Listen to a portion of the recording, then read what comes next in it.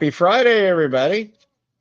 Welcome. Want to welcome Miss Allison here. Hopefully she's still, nope, she's got both of her mics muted. You're muted. How about now? Oh. You're good now. You're All good right. now. All right. I think we figured it out. I think we're doing good. We'll figure it out. Small technical difficulties at the start of the day. We're good. We're good now. We're fine. We're fine. Everything's fine. This is fine. This is fine. Nothing's on fire. We're good. That's how we're going to roll tonight. Now, if I could just get Word to cooperate with me, I'll be good. So how are you doing tonight? Nope, you're muted. Oh, wait. Okay. There we go. There you go. All right. I'm good. It was sort of a long work week. Oh, we got the echo again. Yep. Let's see. I'll just deal with. All right. Well, just you know what? Worst case scenario, you can switch to the other camera in a little bit, and then we can just. We'll do that. We'll do that. We'll figure it out someday. Yeah, we'll figure it out. No, it was it was a work week, and then we adopted a kitten and whatnot. So it's been a week. How was your week? I understand. I know how those work. So, if I know you've watched my show, so you know the first thing that we're going to talk about. Mm-hmm. The most important thing is the geek nerd dork version of Myers-Briggs and where you fit on this chart. All right. So, for those of you who haven't, and if you're watching a replay and you've never seen this before, we're going to go over this real quick. So, this is a modified Myers-Briggs chart. It is not in any way real. It is just something a comedian came up with, and it works perfectly. We're talking about us that collect toys and play with toys and create from toys and all this other stuff. So, if we have a high IQ and we're socially awkward, we can be classified as dorks. Okay? If we have a high IQ and we have an obsession, we're the geek. If we're obsessed and socially awkward, we're likely a stalker. And sadly, I have revealed a couple stalkers. Just admitted to it right on the thing. Of course, they were toy stalkers, but same difference, right? Yeah, I'm a little bit, I don't know. See, but if you're socially awkward, a high IQ, and obsessed, then you qualify as the nerd. Probably, definitely, but in my 20s, I definitely probably fell more into the stalker side of things, but now that I'm older, probably way more of a nerd or a dork. So, okay. Yeah, I think I would go that way. Yeah. All right. Well, with that, we will say hello to the chat because, it apparently blew up. Excellent. Sir Clifton came in and said that really enjoying watching your work that you're doing on your channel, Allison. Thank you, Sir Clifton. I'm glad people are taking it.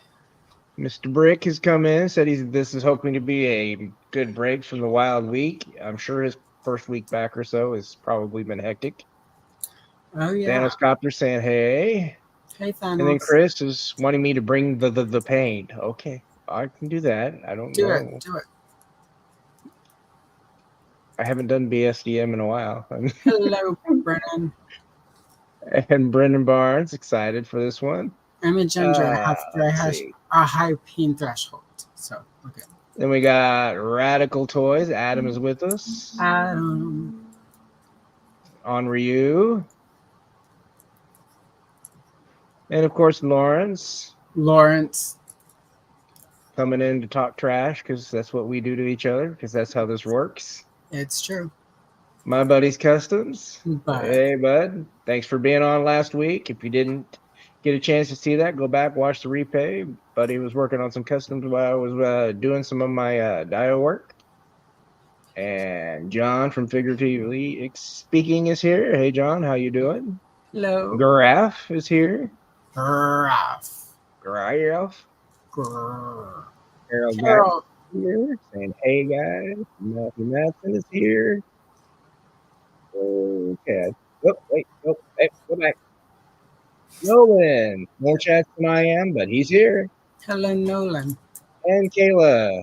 Hey, We're girl, gonna hey. figure out how to prompt the innuendo at some point. Oh, yeah, that'll happen. It'll happen. Yeah, I know. Let's see. Anybody else? Tony. Oh, wait, Is there go back. Tony in chat? Anthony Romo's here. What's up, Romo? That is everybody. We are caught up. Excellent. All right. So, what are you going to be working on tonight? So kind of, I'm not fully sure because I've got this box full of stuff and it's all got projects. I'm just going to kind of dump it out a little and then go through it and see what I can manifest because some of it's got to go. I definitely have, because I put my, now that I have a real Wondar, I put my custom Wondar in there. So I do, and I've got a Zodak in here somewhere. So I think I'm going to do my dark Zodak because that's pretty easy. It's just a little paint on the head, maybe some part swaps. I could probably actually even just swap the head from my faux Wondar and paint Zodak. So, and I've got probably 2 or 3 Keldors in here. So I think, and I believe I have a Webster body. So I think I might do one of those Top Toys blue Skeletors. Headless She-Ra in here. So, and I've got 2 different kinds of Scarlet. So I might do a couple Glendas. I don't know. We'll see how I feel. Oh, ooh, right. I do have Snake Trooper and Tongue Lasher in here, so I might do a Snake Trooper. So I don't know. We'll see. Cool. Something. So I have got, I'll show you this. It's coming up on the screen. Oh my. Yeah. That looks like my ex's mother. And so, it does. A little bit. Now, this is the base body that I'm working from, which is a McFarlane Spawn figure. It's a Nightmare Spawn. Nice. So it got me at least some of the way there, so I don't have to go crazy with some epoxy sculpt. But I figured since I've got to do quite a bit on his forearm and I've got to do some more stuff on his head, so I'm going to start with my epoxy sculpt and do some sculpting, and then I'm going to fill in this vest and make it smooth, and then make it fur-like with my favorite trusty metal brushes. I just found a She-Ra with bits of some She-Ra arms and a Becky Lynch torso, She-Ra waist, and then some goddess boots with probably Becky Lynch legs. So I might actually do an Adora tonight. So we'll see. I've got no, that's not a Snake Tila. It's a Kit Bash with Snake Tila. So anyway, I've got stuff in here. I'll make something. So I've already kind of started. I have this, which is the Range Viper head, and I started with the black wash. I don't know if it's going to come in or not very well. There we go. Did a black wash. Started that earlier. And then this Mythic Legion sword. It was straight jet black, and now I've got brown handle. I'm getting ready to add some red to the pommel on the tips. The sword was black, and now it's gunmetal. A lot better than the thing. And then, of course, this was the Range Viper's grenade launcher, and it was just straight black, so I had to go gunmetal, blue, like him, and then some brown for the handles. So I've been busy just goofing for the last couple hours. And then, of course, tonight, I'm going to actually paint this Mythic Legions. Oh, nice. That I got from my act of kindness. So very nice. I'm going to be converting him from yellow to a red. That's much easier than converting a red to a yellow. Yeah, if it was a red to yellow, I would be more worried about doing something other than just scuffing. I routinely find myself angry at the color yellow when customizing because it's so hard. It takes so many coats, and by the time you get enough, it often looks horrible. So Yeah. I don't understand yellow. Wow. So yeah, I've got a few little things planned, but first up is our favorite friend, the epoxy sculpt. Yeah. So much fun. I need Right. more of this. So So yeah. that was kind of rough. So I kind of you're on here for this, but we're going to talk the other way too. So we're going to kind of go through my normal questions. Okay. So I will one of be the as things open that as I can be. yeah, it's going to be interesting. This is supposed to Wow. be I'm not quite as adept at the multitasking as I would like to believe I am. To the lamb so So cry, Clarice.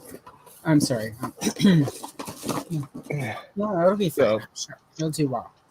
one of the things that I define kind of with people is I kind of define this thing called a play state, and it's one of those things that that we forget to do as adults, is we forget to kind of play, and then we kind of get to that point where we're just kind of burnt out and worn, and things start going the wrong way.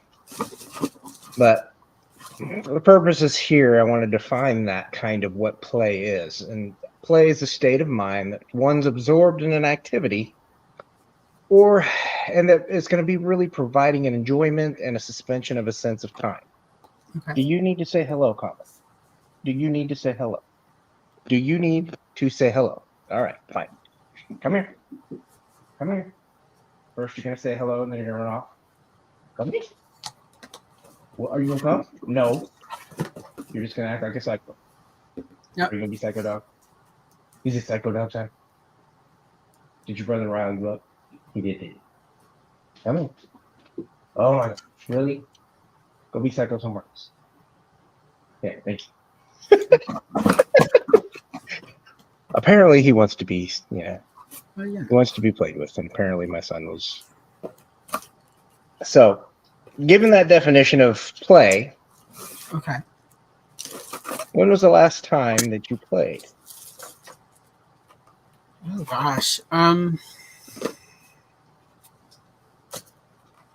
it doesn't have to be toys; it could be anything. If we go by that, like with because I obviously am doing a lot of the coloring thing. I get quite a bit of that in. And not just the ones I do for videos. I have a lot of because during the day I'm not, obviously when I'm at work doing work stuff, I can't really film because I need my phone for work.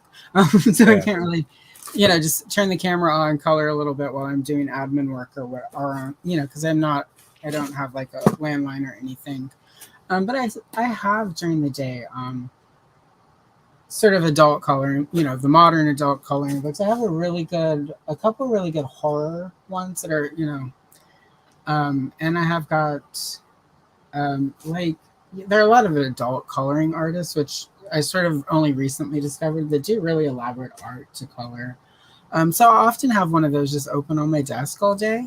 I prefer the horror ones because it's sort of like a scary picture. It's got a zombie or a killer or whatever, and the ones I tend to prefer are the artists who don't really give you any sort of story. You just kind of get a picture and like it's got a name, and then I kind of make up a story to go with each of them as I'm coloring it. So like technically I play with my action figures a lot because I write fiction. I will often choreograph and sort of work scenes out using my action figures. So I don't know if that's sort of typical play, but I mean that happens, like last Saturday night, when I was doing writing, I had to figure out a fight scene with a knife. So He-Man and his sword and Skeletor sort of got to act it out for me.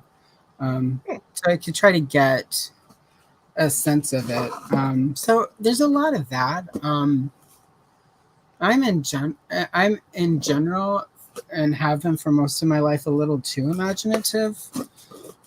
So it's often the trick for me is to actually focus and not sort of be off in sort of a daydream or like my own little fictional made up worlds. Like I spend a lot of time. I get bored easily. I get distracted easily. Um, so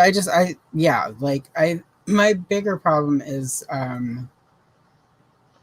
it sort of like playing too much, I guess. And I have to be careful because there was a time where I sort of used it as a distraction from problems that needed to be addressed. So like there's a balance to it for me. So it was a procrastination in that point. Yeah, or more of a way to procrastinate. More of a coping mechanism. Like when I would get stressed and I couldn't cope, I just would default to that. And it got that's okay though, because you're using it as a coping skill. Yeah, I mean it's it's better than my I'm a recovering binge eater, and so yeah, I mean so it's way better and more productive and more healthy of a outlet for all of that than like eating a sheet cake. But so it's like I don't definitely less detrimental to your health, right? Yeah, right. So I don't know. Like I technically play a lot. Obviously I think about toys a lot, or else I wouldn't know tooling stuff like I do. So it's pretty common, and it's interesting because we all sort of hit that age, especially our generation. I think you're only you're about a year older than me. You graduated in 91-ish, I would guess. 92. So 90. Then we're the same age then. Because I graduated in 92. But so back then there wasn't really the you hit 12, 13 and toys were kind of over. And it was like my first real adult toy was the Catwoman figure for the Batman Returns, and even that I was a big comic book nerd. So that was sort of more, I got a lot of Batman, the animated series figures when those started coming out, because that was really easy to explain away with the comic book nerdery. And then, of course, Power of the Force 2 hit, and I just sort of unabashedly threw myself into it. So I think that was kind of one of those gateway collector things, because by that point we had been, it had been 12 years. Yeah. 10 to 12 years since the last time we saw a Star Wars figure. Well, we were really grew up with that movie. Yeah. So. Well, and we were primed because of, the Timothy Zahn, he did the trilogy. There was all the fan fiction, all the fiction coming out that was original, and at the time it was going to be canon. And it was until Disney came along. So, Kayla now just made us feel old, by the way, because she said that that was before she was born. Oh, Kayla, that means you could be my dumpster prom baby so that I could go back and finish dancing to Pump It by Icy Blue. Anyway, yeah. I gotta say hey to Gap After Dark. He's joined us. Hopefully I haven't missed anybody. Christina has joined us. Hello, Christina. Hello. Let's see anybody else. My comment sections. I appreciate. I didn't forget anybody. Okay, no, I didn't forget anybody. So yeah. Anyway, when you were a kid and you played with your toys, what were your favorite ways to play? My favorite. I mean, it sort of, I guess, ties into the fiction thing. I would really, I've never played D&D, but I would probably enjoy it because I did really epic day-long, adventures. So, we had, most of the time growing up, we lived in places where we had a pretty sizable yard that was private. So I could leave toys outside and not necessarily worry about it. Yeah.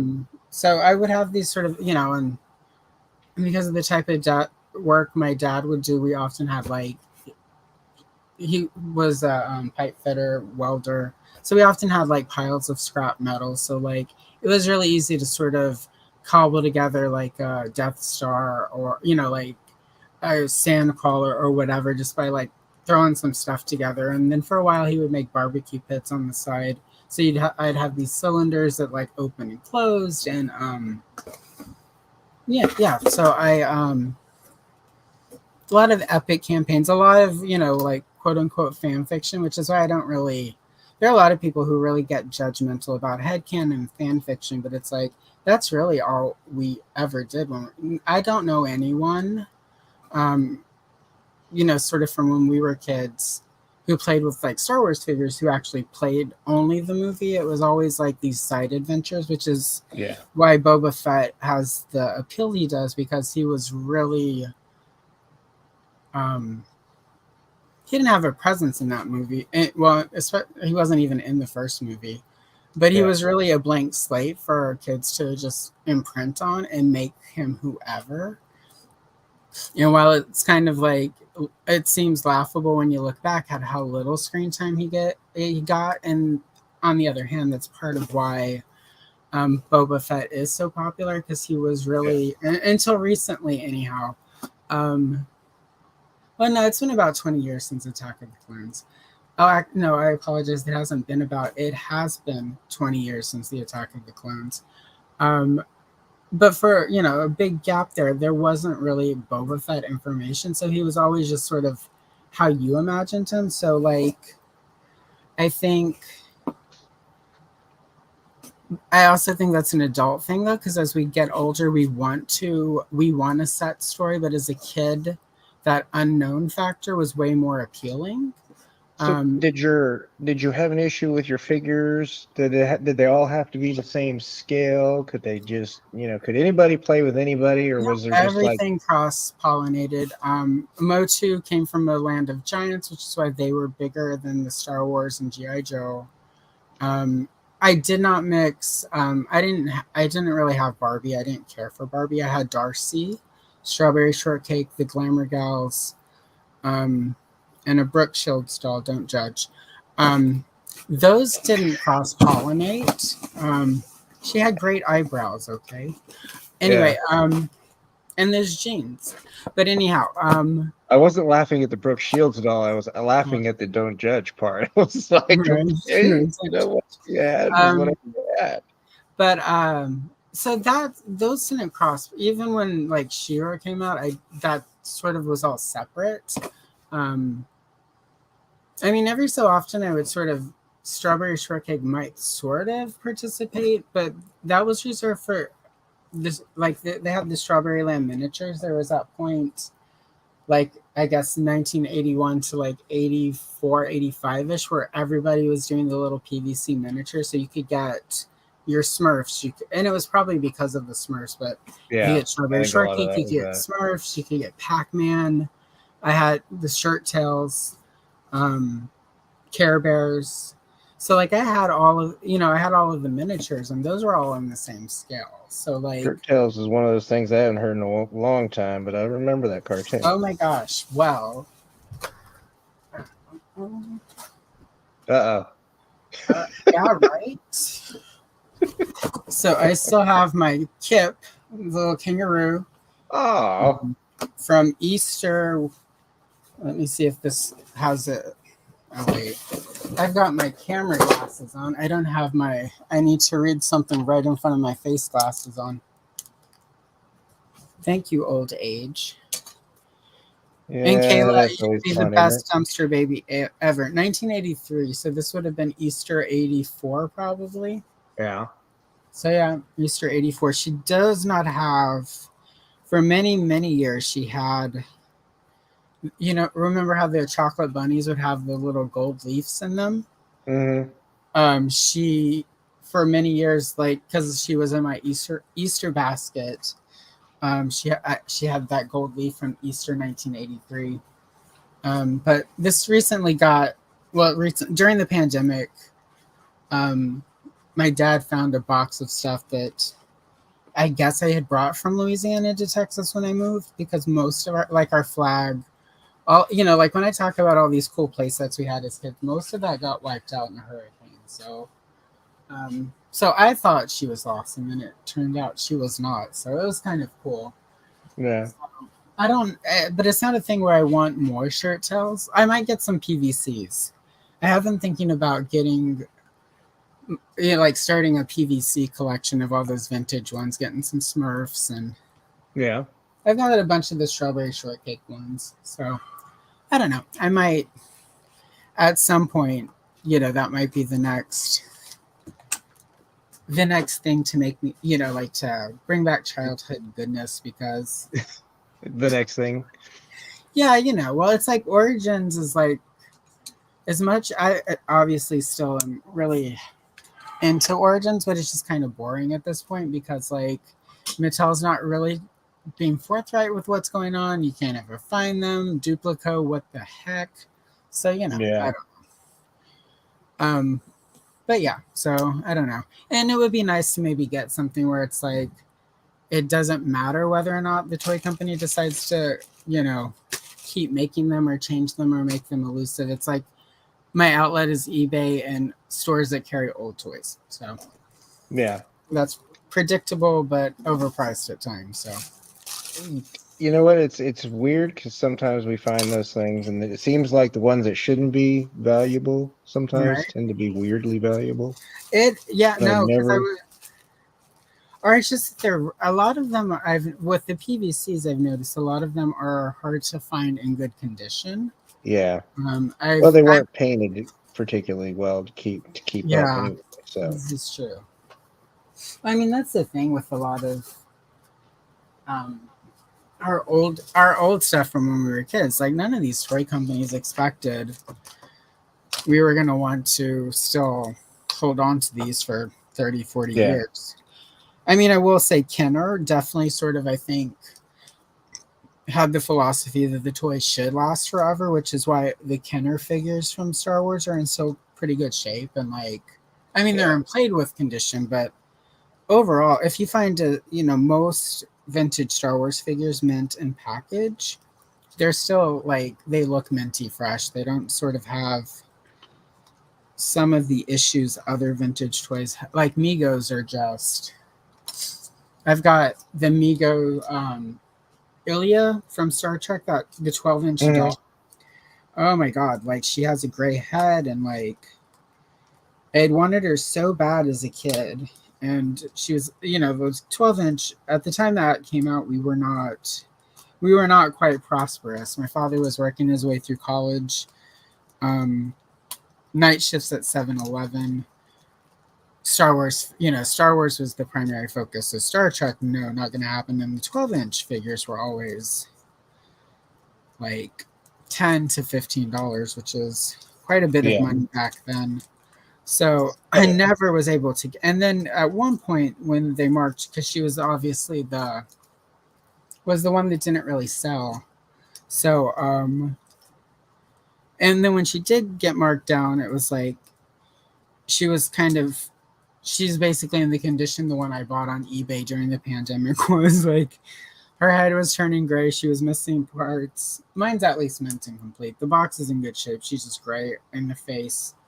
And I well, don't know that there's a way to fix that. So the thing is with us though is that if anything like that where there's small little defects, it's not like we can't fix it ourselves. I could very easily, if it gets bad enough, I'm just gonna open her up. It's not like they go for a lot of money anyway. Yeah, So I don't have a lot of sort of, oh my god, I'm gonna ruin this minty fresh vintage thing. It's not minty fresh if her head is like a big gray melon that looks like it's about to collapse in a cloud of yeah, dust. So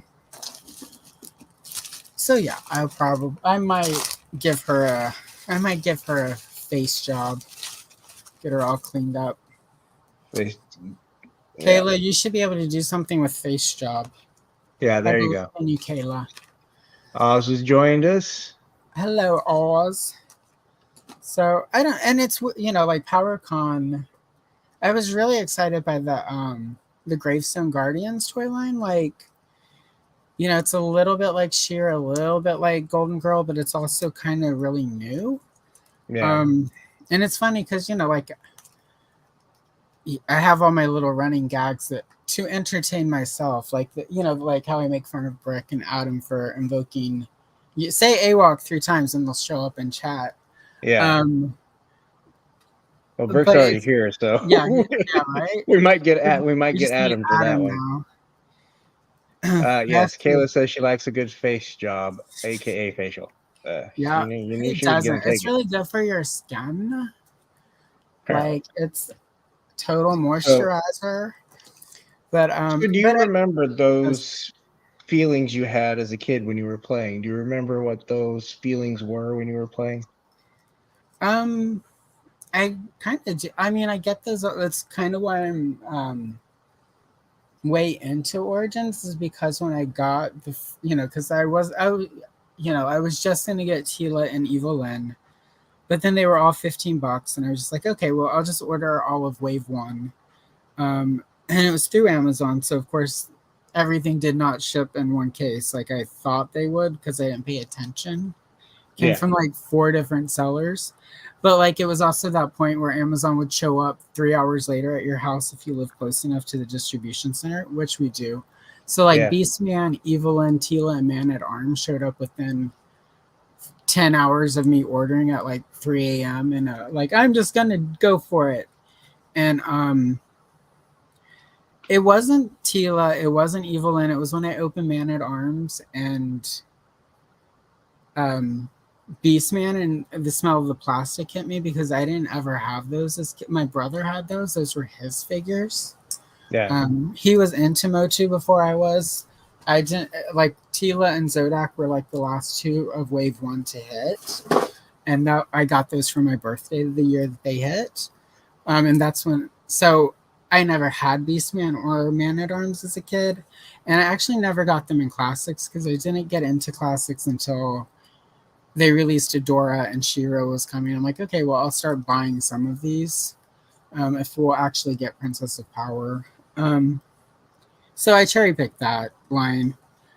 But I got like that smell, like that the plastic smell, and it's not like every other toy I've bought since didn't have that, but it's just the origins look so close and the packaging is so almost identical, and I got that.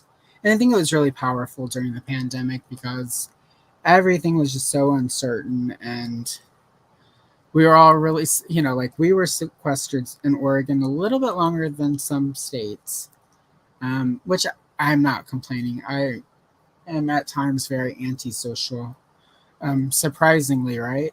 You know what? Sometimes it's easier to be social when it's not having to be out somewhere social. Yeah, I'm way more social in ways like this than I ever suspected because it's a lot less. I get really wiped out, like in-person interaction sometimes. Oh, I But totally you know, get it. but I got like a hit of that with, you know, and I like many collectors. I picked up a lot of. I got a lot of the figure toys ink. You know, their Mego redos of the 8-inch line, and some of the new ones.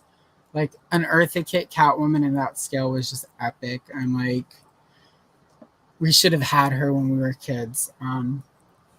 So I really indulged in that and got a lot of.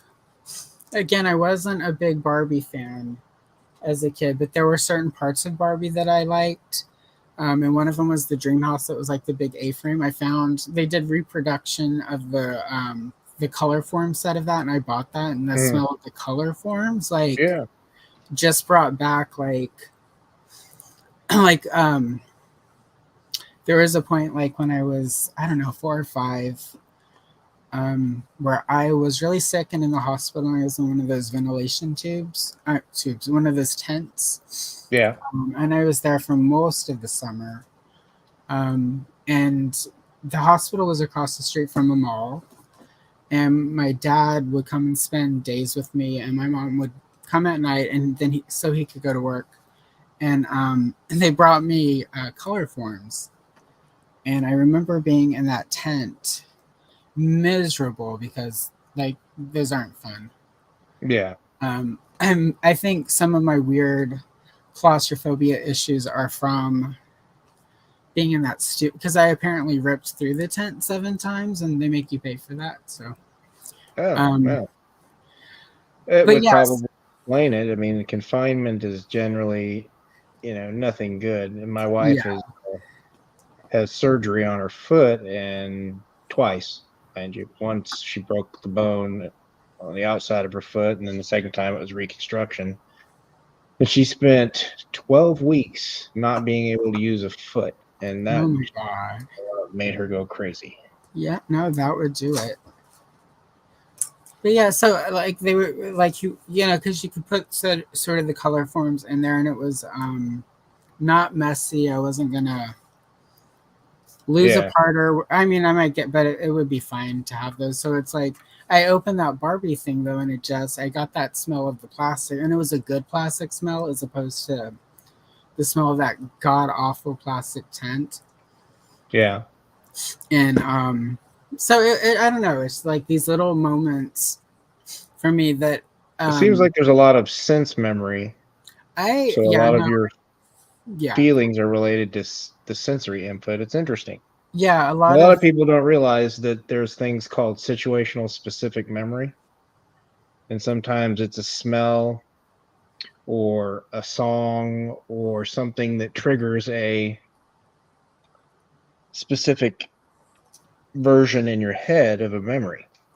yeah Um, I get all of those. That's part of why the binge eating happens was yeah. because I can eat certain things. Like people make fun of me because I genuinely adore a McRib, but the reason I adore the McRib is the year my grandfather retired from the military. When I would go spend summers with them, instead of going to the babysitter, I would get to spend the day with my grandpa. And that first year, um, we would go to Walmart. He wasn't supposed to smoke because he was retired because he had emphysema. But Yeah. certain generations you can't tell them Yeah, anything. they just didn't care. Yeah. But he didn't do it at the house because my grandma would smell it. And so we would go to town. We went to Walmart. He got his cigarettes. He got his trashy detective magazine. The ones with like the girls in the handcuffs on the front Yeah. with all the true crime in it. Yeah. And Yeah. Yeah. he bought me Shira. That was my first Shira. And we went to McDonald's and we split a McRib. And I got a chocolate shake and like a chocolate sundae. So every time, and it was just, even though he's sitting there at McDonald's smoking a cigarette, reading this horrible magazine. But I had my first Shira and the smell of her hair and like the taste of it. So like I still can eat a McRib and like get Takes like you a back. sliver of that moment where like my grandfather was not he was not a happy individual. He had a very hard upbringing. Yeah. He was like his father was white, but his mother was native, indigenous, and he grew up Mhm. on a reservation Oh, where okay. he wasn't particularly accepted because of the Yeah. whiteness, and the white Yep. people didn't like him. And then he joined the military and was a Korean POW. And then worked in the military science division for the space program and had to work with Nazis, and nobody liked Nazis back then. So, Yeah. so he and he dealt with the substance stuff. So he wasn't very happy most of his life. So when there's a memory of my grandfather where he's happy, like like as a kid, you don't understand any of that nuance. You just know grandpa's Yeah. in a good mood and he bought me Shira. Yeah. Because no, Shira has not been in any stores yet because it's like she's the hot new toy. And Yeah. first real day of summer break in Texas with my grandfather, he's way more permissive than the babysitter was. Like they were in the country. I could just go outside and disappear for hours into the woods. So go play. So it was a pretty good summer. Like, and I think that was the year the Goonies came out too. So between the Goonies and Shira, it was a pretty good summer. Yeah. So you kind of mentioned Princess of Power, and you've kind of talked a little bit about like your t-shirt. Why am I having a brain fart? So you old age. Yeah, that does it right there. Brain fart of me. What other toy lines kind of permeated your childhood for you? Obviously Star Wars was just huge. Before that, it was I had like a Raggedy Ann and a Raggedy Andy. Um, oh gosh, I recently talked about some of this with Brick. You'd think I could remember right away. Charlie's Angels dolls from Hasbro. Those were cool. I didn't get most of those, but I had at least one of them. Um, I liked Peter Pan a lot, so there was Peter Pan stuff all around. My mom would get like the typical like So was little it like people Disney's toys. Peter Pan or just Yeah, the Disney's Peter generic Peter Pan, Pan? which I recently rewatched, and oh my goodness, the portrayal of Native Americans in that Yeah. movie. Well, Whew. yeah. Anyway, Disney had some stuff in the day. yeah, but they're Song woke of the now, South so is it all pretty much works the worst movie you could ever. I can remember watching Song of the South my 6th grade. It was the last day of out. school. We watched a movie. Yeah, That was the movie that we watched, and I was like, "Yeah, this just seems even at that age." I'm like, "This is just something wrong." seems off here. Yeah, Yeah, this don't seem right. Did it say that Disney was at the beginning of yeah. this? What? That I mean that yeah that movie. Ugh. Um, it's weird that for me that stuff is weird when I look back at it and it's like you knew something wasn't quite right about it, but you didn't know what it was, and like, yeah, I don't, and like that one was especially, but even like one of my favorite movies later when I was in high school is 16 Candles, and that one's a hot mess Oh, around yeah, consent, yeah. I around watched it the with my wife portrayal of recently. Asian people, like Oh yeah. um, Well, just and the just the thing consent, is that just the that the consent. actor, he was like, yeah, this probably isn't the best choice, but you know what? It's money. Yeah, well, yeah, right. Well, yeah, and that's I think when I look back at the stuff, that's what I think um, I find the most troubling. Isn't quite strong enough, but I can't think of a. It's just the fact that there are people who had to make choices to do roles like that because Yeah, that was the only way to work, and I hate that for them, and I hate that for us, and I'm glad we don't live in that world anymore. So yeah. let's not go there because I could go all night on that. Let's get back to the toys. Okay. So Also, I finished my Skeletor web store nice. body and Uh, the Rise of Evil pack that was going to destroy the toy industry. The I extra finished Skeletor my parts. sculpting over the entire jacket Excellent, and I added some texturing to make it look like fur. We'll see nice. how it turns out once I paint it. Black Phoenix has joined us. How you Hello, doing, Black Alex? Phoenix, Alex. I always want to call you by your name because I'm afraid I'm giving your secret identity away, Alex. I'm like, that's Black Phoenix. Don't let the bad guys know who Alex really is. They Is all will hunt right. him down. But I don't think so. I think yeah, Alex is I good. would be afraid for anyone who tried to hunt him down. Yeah, I wouldn't be a little concerned I as well. think Alex would. I think he would go like Cameron Diaz at Soul Train in that Charlie's Angels movie on them, which Yeah, is one of my favorite all time movies. Kayla, have you seen the Charlie's Angels movie? Since apparently it came out the year before you were born. yeah, exactly. I agree. I'm going to start saying everything to Kayla. This happened before you were born, even when I know it was like after she was born. So in 2010, Kayla, before you were born, we were all into this person called Kesha. She Yeah. used a dollar sign instead of an S. So your childhood toy lines, we kind of got off track on Yeah, those. What else? no, not me. Um, so the trajectory was sort of bright, like what I remember clearly, Charlie's Angels to Star Wars with Strawberry Shortcake and Darcy, then Masters of the Universe. I had a weird year where I was really into Hot Wheels, but it was only the Hot Wheels that looked like spaceships. Okay. Any I particular also like. I reason? also Is had that one of more his. of the grandpa influence? That was Maybe on that just. one? It was because there were the little space. Maybe like he had some interesting things to say about aliens toward the end of his life when we would watch X-Files together. He did help develop the aluminum antenna that they used on the moon buggy when it went into outer space. And he and his partner, Dr. Wong, got the idea to use aluminum for the antenna, and how an antenna might work to transmit signal back to Earth after they went and did some research at Roswell, New Mexico. So just saying. Um, yeah. Anyway, but it was also because there was that one Hot Wheels, like that big city thing that you would like unfold. Mm, Like yeah. I was really into the world building aspect of toys, which is why it was always weird to me that I wasn't more into Barbie, because you could really world build with her.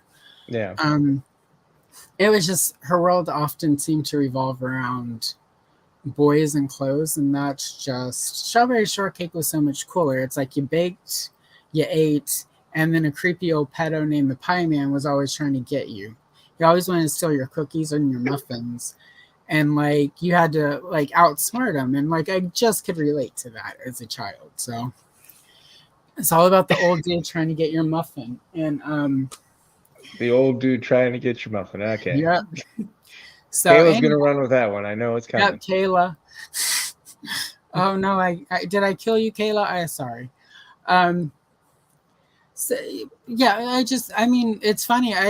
Obviously, I appreciate Barbie a lot more now, Yeah. because I can look back at it, and I think I went through that phase as in college where I'm like, Barbie is like, not a feminist icon. She like, and I'm not gonna say there aren't elements, where like I can probably guarantee some of my body image issues come from. There's no way I'll ever have that body. Yeah. Well, I mean, she had an unrealistic body anyway. Yeah, The whole she point. doesn't now, and that's part of what has helped sort of me enjoy Barbie now, is that Yeah. for the last 20 years they have really, there are Barbies that are pleasantly plump or chunky or just like big thigh and thick or big butt, and like I Yeah. was recently within the last 10 years in a store, and there's one who has like vitiligo on her face, and it was just really cool. Like there's a fashion doll that has vitiligo, so it's like if you have vitiligo as a kid, you now have a doll that's like you're not weird. There's a doll that Hmm. looks like you. And even if you don't have it and you get it, you now, if you meet somebody with it, it's not strange because you have that doll. Yeah. So I don't know. I've really warmed to Barbie. I can appreciate like she, especially because Barbie coloring pages right now have been good for my views. Well, that's Thanks, Margot because Robbie. the movie came out, and it's now Yeah, it's in the um, you would think, but I don't know. My turtles numbers aren't great.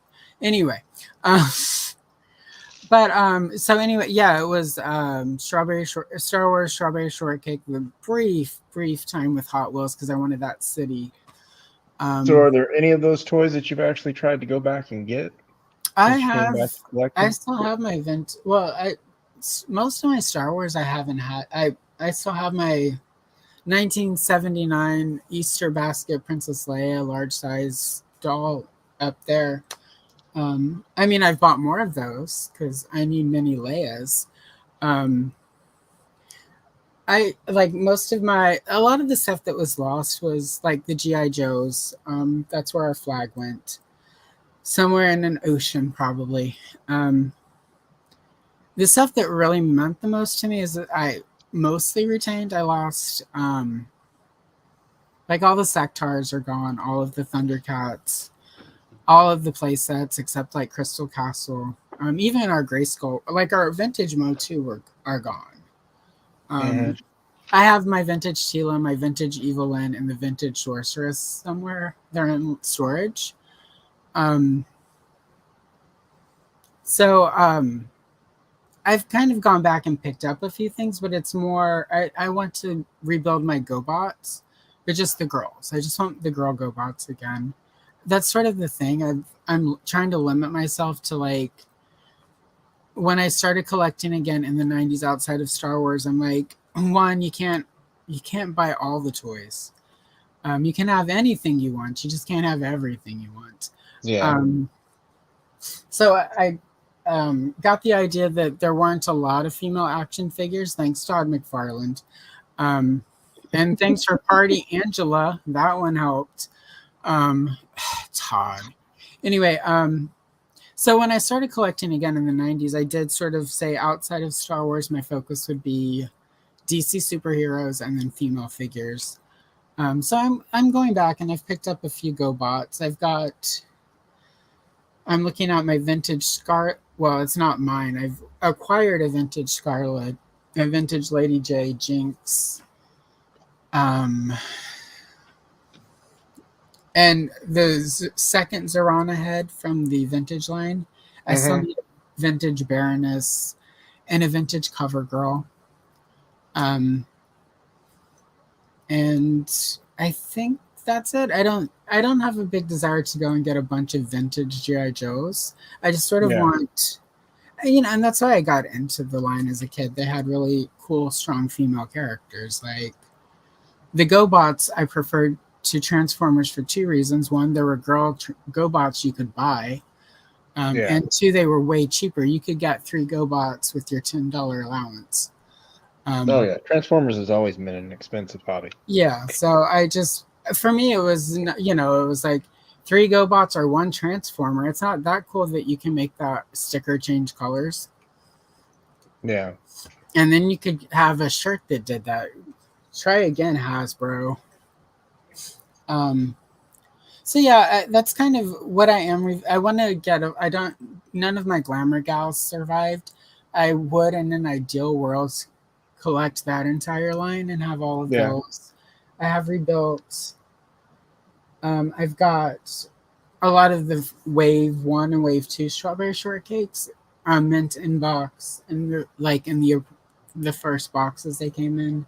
And I'll need to get those first 2 Wave figures.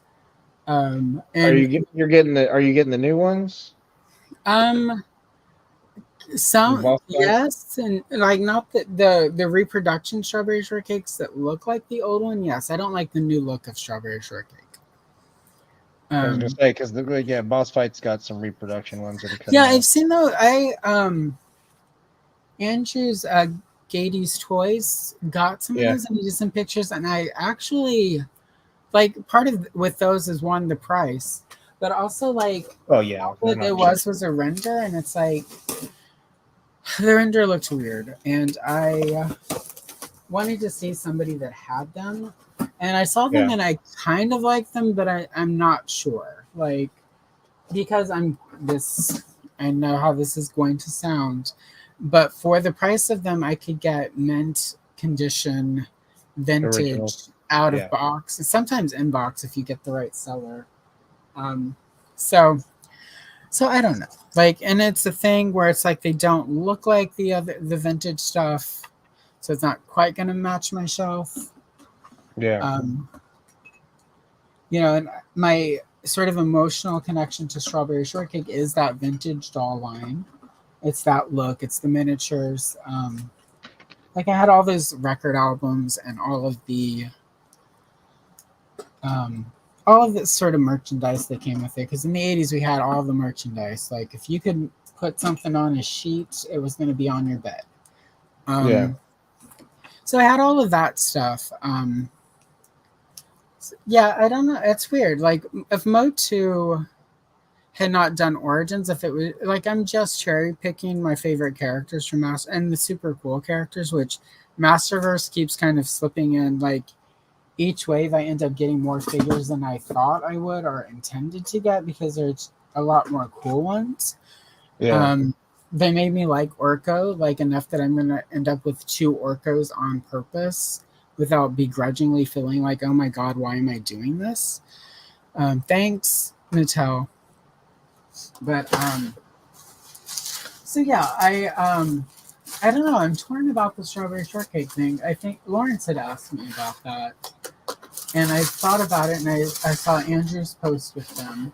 He really enjoyed them, and I'm like, well, at least he likes them, like because that that's kind of that's what you want to see. You want to see people liking these things. Yeah, and the thing is that we're kind of that generation that, for whatever reason, we managed to find, or at least these companies did, find these properties that continue to be able to be recycled and Yeah, reiterated in some other way that, they're pretty much evergreen. And that's kind of a nice thing. But yeah, the other thing yeah. is that sometimes they oversaturate a market, and then we end up with 20 million of the things that we don't want, Yeah. and then everybody gets a license. It's kind of like Ninja Turtles. All you got to do is show up and say you make toys, and they'll give you a Ninja Turtles license. Unless you want a decent vintage reproduction of April O'Neil, I mean, God help you. So, Speaking from personal experience, I mean, I was oh, is that one of those you couldn't find a decent quality? I actually, I know a lot of people didn't care for her. Well, I haven't taken her out of the package, but I have the Super 7 Ultimate April. I quite like her. I just haven't taken her out because I don't have everything set up where I could display her to properly feel like I'm displaying her. I'm still trying to like tweak it a little bit. Once I start doing more stuff with the channel, I'm gonna Yeah. have a backdrop with my toys. Um, but I was older when Turtles came out, so Turtles were never. I wasn't into the Turtles. My brother was really into the Turtles, so one of the few times, sort of, because he's like 6 years younger than I am, so like when Turtles hit, he was like 12 and I was 16. So like, I think that's the age. It was somewhere in there. I was in high school and thought I was cool because I'd seen Heathers. Um, so once I started saying very and asking people if they'd had a brain tumor for breakfast, they felt very cool suddenly. And but whenever my brother would play Turtles, because obviously like toys still intrigued me, I would go. If I was, technically babysitting them, I would Mm-hmm. play Turtles with them. But of course, I would, like I'd have to be April. Nobody wants to be Shredder. Ugh. Like, Well, nobody ever wants to really be the bad guy, do they? I There's don't, some people. I used to think that, but there are a lot of people who stand Cobra. So anyway, I'm that's right there. I'm Cobra. You give me all the time. Give me yeah. Cobra. So I'm gonna paint Tongue Lasher blue. So Really? yeah. Well, he's gonna go on the Snake Trooper. Axel has a when he originally designed that Snake Trooper and the Horde outfit for classics. I mean, it was going to be a figure in the 1988 Lost Line, but when Axel was updating those um, concepts for classics for the Snake Trooper, one of the variants that they had planned at some point was the Tongue Lasher head in blue on the body, and the Tongue Lasher head of the Snake Man is probably one of the best sculpts. And pretty Yeah. much you can pop this Tongue Lasher head on any body and it looks pretty epic. So I'm going to paint a Tongue Lasher red at some point and do an Origins version of the Tongue Lasher from Horde. Oh, okay. Because I have quite a few Tongue Lashers. Because, that's what I do. I buy too many of figures for customs and then I've got it all laid out here and I'll probably get 2 things done tonight. So, Well, that's kind of how it works, right? Because that's the way right. we kind of do customs. Because we have this whole big plan. Because literally, I would say probably 25 unopened figures in my garage. And that's just a rough guesstimate. That's Yeah, not including like the extra battle cats and just oh, the yeah. random stuff that I picked up from clearance sales I've got that I two have Panthers. some intention to do something with. I could have done them first, but I was like, you know what? I wanted to try to play with this Mythic Legions, see how it's going to take paint. I grabbed the box of in process things that mostly just needed body swaps. I'm like, so that way I can at least complete a thing or two. So mostly part swaps, maybe a little bit of paint. I was like, I at least want it to look like I'm productive tonight. And it would be nice to get some of my custom projects complete, to be honest. I've got all Yeah. these boxes of unopened carded figures that are for projects, and it's just like, See, Um, it gets to that point where it's like overwhelming, right? Because then you it realize you look at it and it's just like, I don't know if I want to mess with it's that right now. it's not overwhelming to me. It's frustrating to me because in a world that's ideal where I have all the time I need, I can get it all done. And like right now, what happens is work because you have to pay the bills. But Hmm. then after work, it's like, do I work on videos? Like, do I do coloring pages for videos? Let me rephrase when I say work on videos. Do I color and record it so I can feel like my coloring is productive? Yeah. And it's easier to color because once I set the camera up, I can just leave it all set up for the night and just color. Yeah. And it's very relaxed. Like I'm sure you're aware, like most of the adult coloring stuff started around with mandalas and Hmm. like fractals and sort of patterns for relaxation, and it just sort of it's technically it's not technically, it's very therapeutic. There are a lot of people obviously who don't realize that that's why they're doing it. Yeah. I enjoy it because I used to do a lot of art, but my muse for all of that is just I can color for 7-8 hours in a night and get like 3-4 videos done. If I try to draw something from scratch for more than 2 or 3 minutes, my hand is like, bitch, you need to stop. I'm pretty sure it's psychosomatic. So I don't know what that is. And my therapist is about to retire. I think I broke it at him, but he's You been a good broke it. therapist. I don't I think have, you. I have, well, probably like he's pretty cool. He's my first white cis heterosexual therapist, and he's actually been the first one I didn't fire within 6 months. I've been through It's 2023, so since 2002, I have been through 9 therapists, not counting him, and about half of those I fired. One of them I ghosted, and then there was one who fired me because I told her we're not talking about this thing next week when I come in. And then what's the first thing she asked me when I sat down? That thing I told her we weren't going to talk about. So I was like, let's talk about my family. I'm happy discussing that trauma. Oh Yeah. no, she wanted to talk about. It's like, man, this isn't like a novel. We're not here for the parts you like. So Doesn't sound like that's a very good therapist, if you want my honest she opinion. wasn't. I think. Um, No offense to any white lady or saviors in the audience tonight, but she was the white lady savior type who thought I can fix anyone who comes through my door because I'm white, and a lady, and I care about people.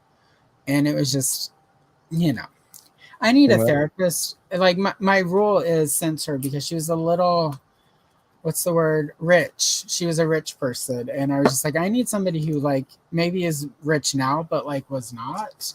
I need somebody who didn't grow up with privilege so that they can get, because even though I tell, like we were very fortunate for a lot of years, that was not always the case. Part of why we got all of that stuff was because when it was lean, it was really lean. Like we were on food stamps a couple times, in my childhood.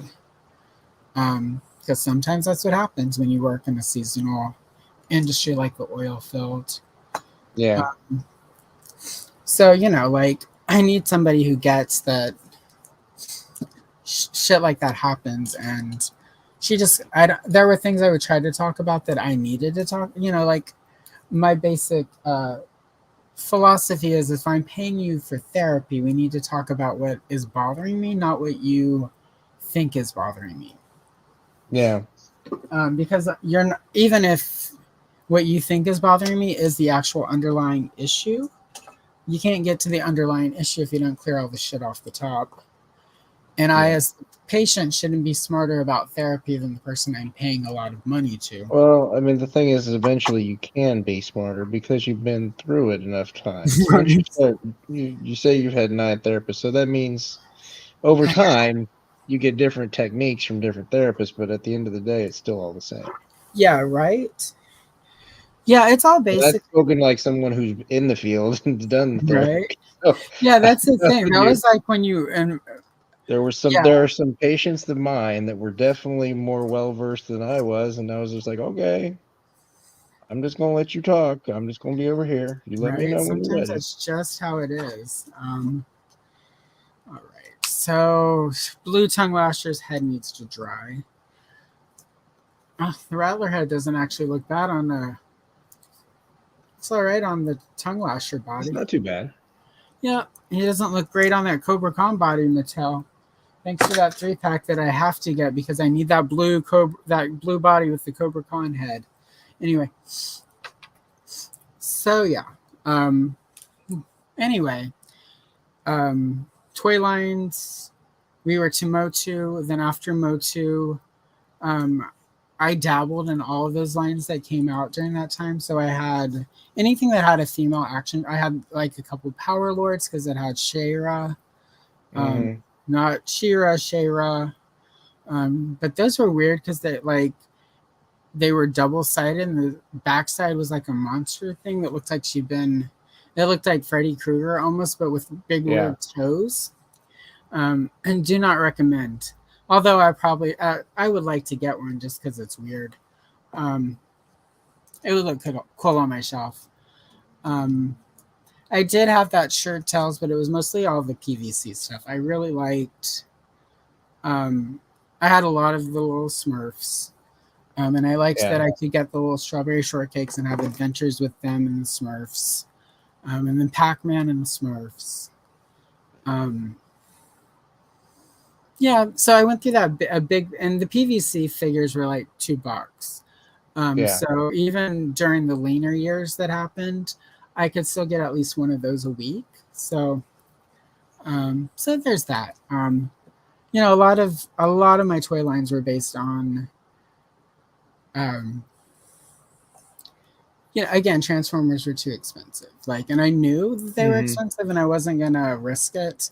I really wanted the LJN Dungeons and Dragons stuff because it was cool. I didn't realize until much later that witch didn't actually come out as a toy. Because she was like on one of the packages, and you get the little tiny miniature of her. Yeah. But those are a little bit spendier, and it's like that playset was epic. That's one of the only playsets I never had as a kid that I always it was just so cool. So, that was one of those lines where I was like, damn, I wish I had gotten that. And then She-Ra. And She-Ra's, Indiana Jones happened in there. We had to share, but one year for Easter, we got the Well of Souls, my brother and I. And we had all of the Wave 1 figures. And I had some of the little, like the Streets of Cairo playset that came with the little Marion. He had a map room. I always thought that was a weird line to really kind of throw in there for a kid's line, because it was a little odd, I will say. It's just one of those things where it's just kind of like, okay, it's a Well of Souls playset. Fantastic. I think it was a good place. That was a good playset. A lot of that. I mean, a lot of the problem with Indiana Jones toys is, and everyone mark this down. I watched an episode of Retro Blasting where he explained that, and it clicked for me that this is why Indiana Jones never worked as a toy line, is because Indiana Jones is that toy line where you don't actually want to play with the figure. You want to go outside and be Indiana Jones.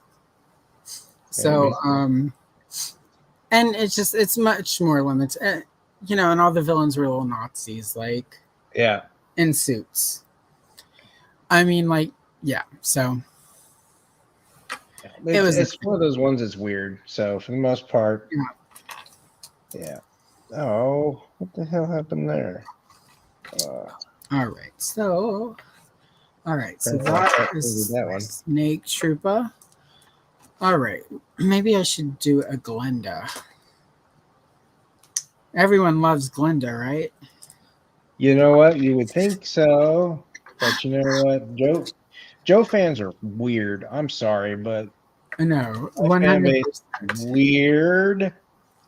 Weird and Like the yeah, guy that I ordered my stuff through, and we'll come across our what did we get this week here in a little bit.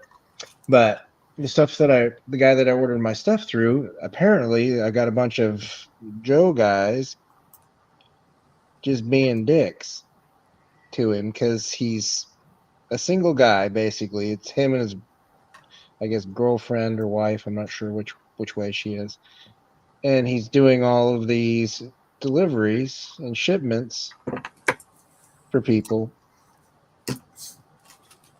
And apparently, a couple people got mad because he didn't get the product in when he thought he was supposed to get it from his distributor.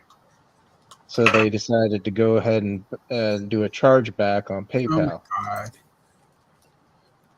because they couldn't get it fast enough. So when I praised him for his delivery to me, because that's how I got my range vipers, Right. I started getting DMs from people. So I was like, really?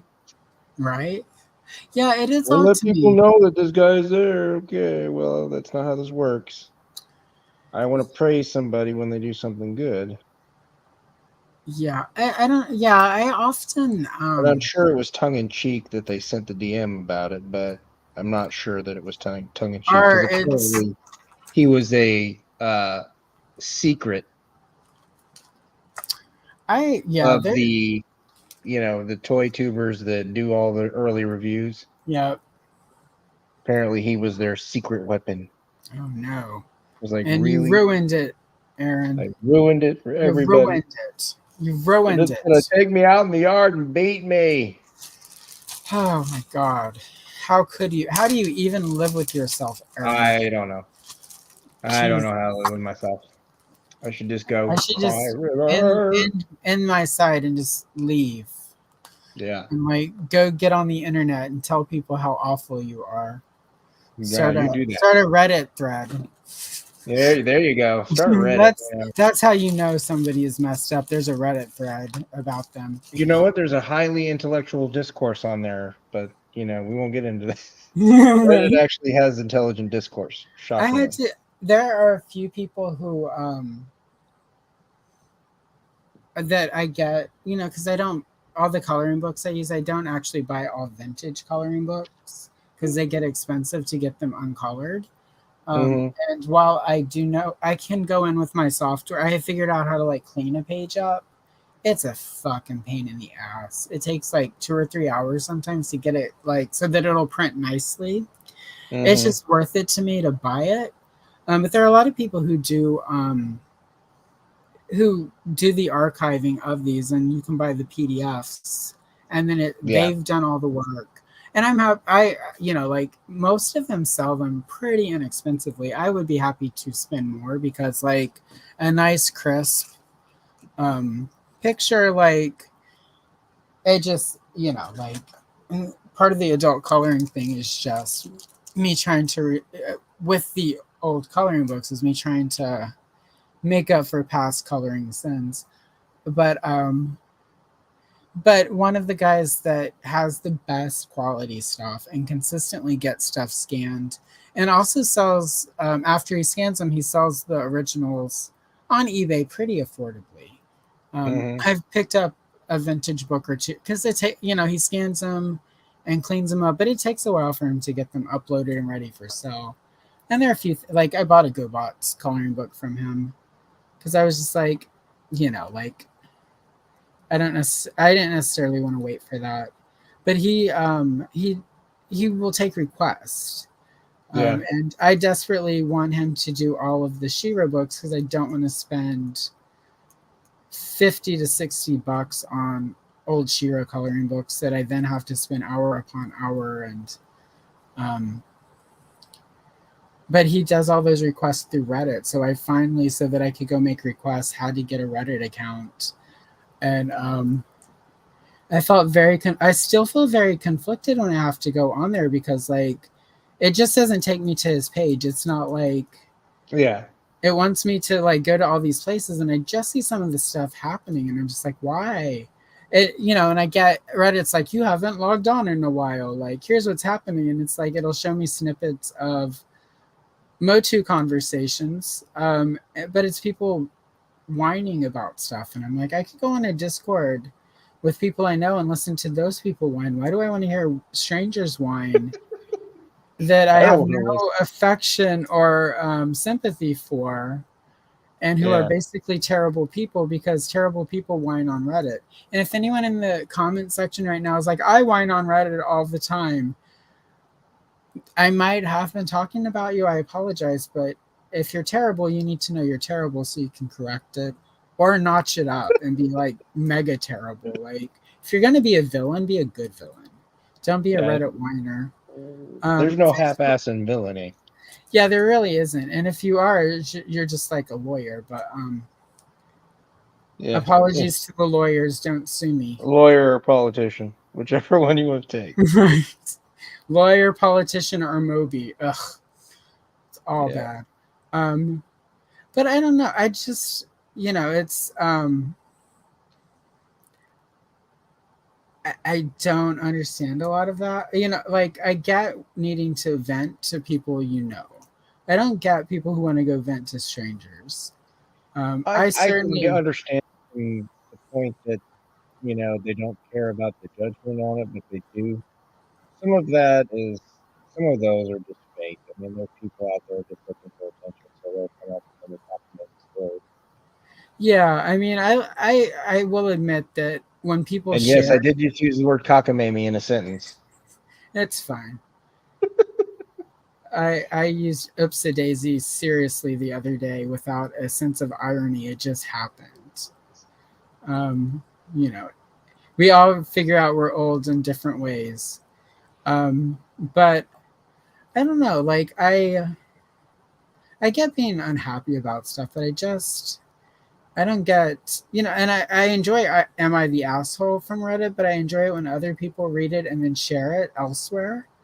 You know, because like I feel like on like Facebook and most social media, I can mute people, I can block them, I can make them go away. And it's probably just that I'm old and don't know how to use Reddit because I haven't figured out how to make people go away on there. Um, but just the feel of Reddit just is like it just feels unpleasant. And I could be wrong, and there's probably somebody in the comment right now like, I'm in a Reddit community and they're great. I love that for you. It does really depend on Yeah, where you're I at. love that for you. Congratulations. I'm not in there. I honestly I don't really use a whole lot of social media at Yeah. all. My Instagram is pretty much the only thing that gets posted on more than once a week. I don't really post. The only thing I used Reddit for was to find toy groups Yeah, because well, it's funny that Facebook honestly burned me out. I couldn't go onto Facebook without getting a rage-inducing moment. yeah, Facebook is. I'm still on there, but it's mostly just me telling people they need to look at my stuff on YouTube. Um, Yeah. I don't know. Like, it's just weird. And I don't. And I guess it's strange to me around toys when people get violently angry over them. I get like, you know, we all have our toy disappointments. Always that figure that a company doesn't get right, and it's that, and you know, every character is somebody's favorite character. So Yeah. you know, like, and I, you know, when somebody's like, I'm really mad because um I feel like they've messed up Falcon's face sculpt. Like, I can sympathize with that. I feel for that. Like if you really like Falcon, yeah, because I suffered through the original Power of the Force Leia, so I get it. I get it, guys. But it's when somebody legitimately like, and I'm very sarcastic, so some people might be going, but you said this the other day. Everyone who's watching this who has interacted with me anywhere on any social media, please remember I'm often sarcastic and sometimes I just say things to push. Like I have been known to go on Facebook and be like, oh my God, Brett Favre is the best basketball player ever. I love him. And then I just sign off and, like go away and like let the pandemonium begin. So I Yeah. do stuff like that sometimes. I will purposely like, So Jaws 2 is the best so you're Jaws. the shit stirrer, is what you're telling me. I am. Whenever but it's silly stuff. I would never do that with like a serious topic. Yeah, It's I pop got you. culture is open. I mean, except Moby. Moby is true. Moby and Lena Dunham are truly horrible, awful people. That's shtick. That's real. But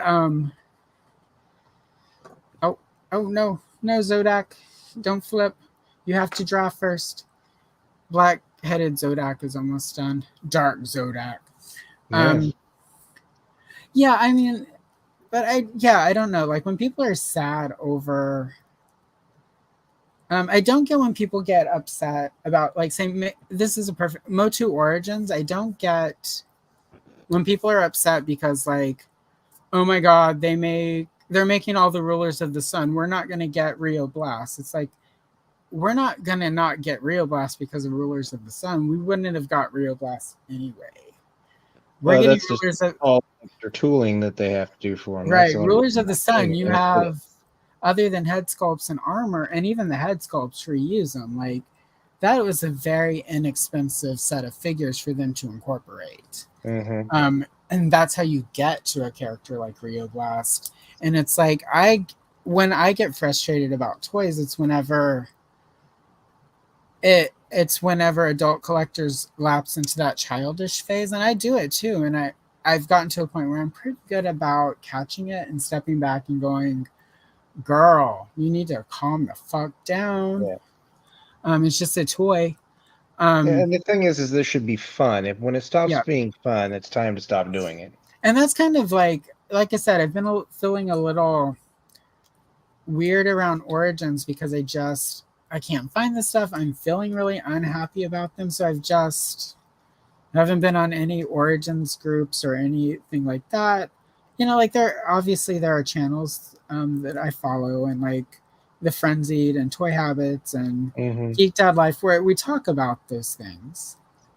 But I'm not like going to He-Man.org message boards to like engage and talk about it like that because it's just Yeah, no, I what I've never. stay away from the Joe boards, the Hiss Tank. Yeah, like Cold day in hell before I'll go back on those. Went I on there just once. It's all it took. One yeah, time, I was done. and I was what like, damn. where I feel fortunate is in the sort of adult to adult circles that I run in. For the most part, people are overwhelmingly like there because they want to enjoy their toys and they want to have a good time. And like sometimes we all are sort of not our best selves. Yeah. I know during the Glenda situation, there was a time or Oh, two where I really like dug in my feet because I'm a Taurus and stubborn. And when you're wrong, and I know you're wrong, I'm just going to dig in my feet. But yeah. but there were times where I literally was like, I'm just going to avoid every toy thing for like 24 hours. Yeah. Because it's discouraging because there are people who enjoy every figure. Like like Glenda is cool. I liked Glenda is like I ended up not backing the Dragonfly, but I was seriously debating it to get Glenda. And then Yeah. somebody was very cool and was like, "Hey, I'm getting multiples. I will when it comes in, I will generously help you get a Glenda." Yeah. And I was like, "Yeah, let's do that because you want two of them anyway." And, and you can definitely, like I definitely want a Glinda. Um, but it was also just discouraging because, yeah, it's, I don't know, like, because The Glinda thing should have is been that some of fun. the I think a lot of people just were hoping that they would get all these mainline figures, but the reality is they're not going to release mainline figures in a HasLab. Yeah, It, because that, they release versions of them, but they're not going to do that every time. well, not only that, but It was a perfect choice for a HasLab yeah, figure. because not everyone can do a HasLab. So it's like, if your favorite character is Vintage Walk Scarlet, behind a huge paywall. Yeah, yeah, exactly. It right. encourages that collector from collecting. That hurts the toy line at the end of the day. So, but Glenda is the good middle ground. She's extremely obscure. She's got a cool story. She is Vintage Scarlet, just in different colors. Yeah. She's that sort of thing is perfect, and that, it was like Eternia, like we didn't get Keckler, but like Keckler was the perfect crowdsource toy, like figure. Like he's a rare character with limited appeal. Um, and for people who are for those of us willing to spend that kind of money on a toy, those are the type of, we know who those characters are for the most Exactly. part. Like, we're the people who have been on message boards and in groups and hanging out with people all these years and building these communities where we dig into that stuff and we think those people are cool. Like, things like the HasLab and Mattel Creations crowdfund stuff. Those are really things for super fans, and they're really diehard. Like, my obviously I'm way into Star Wars. I haven't done any of the crowdsource because I long ago was just like, play sets for Star Wars, yes. Um, Vehicles, no. I'm done with vehicles. Yeah. And I'm not. I cherry pick Black Series. I buy Leia, Padme, the occasional cool droid, and I accidentally ordered a Dengar. So if anyone needs a Dengar Black Series because you don't want to pick up one of the ones peg warming at your local store, yeah. Um, um, so yeah, for HasLab, like I'll probably never back. I probably will never because I can't imagine, unless they give me, unless they're like next year's HasLab, we're gonna do all of the vintage large size Princess Leia doll outfits that we never made in the 70s. I'm in. I will be the first person to sign up for that one. But like my sort of holy grail toys around Star Wars Yeah. or things that don't exist are just, I would never spend that. I would never spend that kind of money on a vintage Palatoy Death Star. I Yeah. would spend good money on a decent reproduction, which you can find out there. Yeah. But I would never like. I don't know. I do love toys, and I ordered Eternia for those who might be wondering, but the So price of it's, are there rules for Allison's toys? What are the collection rules? What are the this is what comes in the collection, this is what goes out of the collection. yeah. What are those rules for you? Um, it if it's not so, um, well, one, Origins is my last all in line. I Okay. made that decision early on. It's like I'm all in, but this is the last time I'm all in. And of course, I could be proven wrong. We could get like Princess of Power Origins, and then it's like, well, okay, I'm in.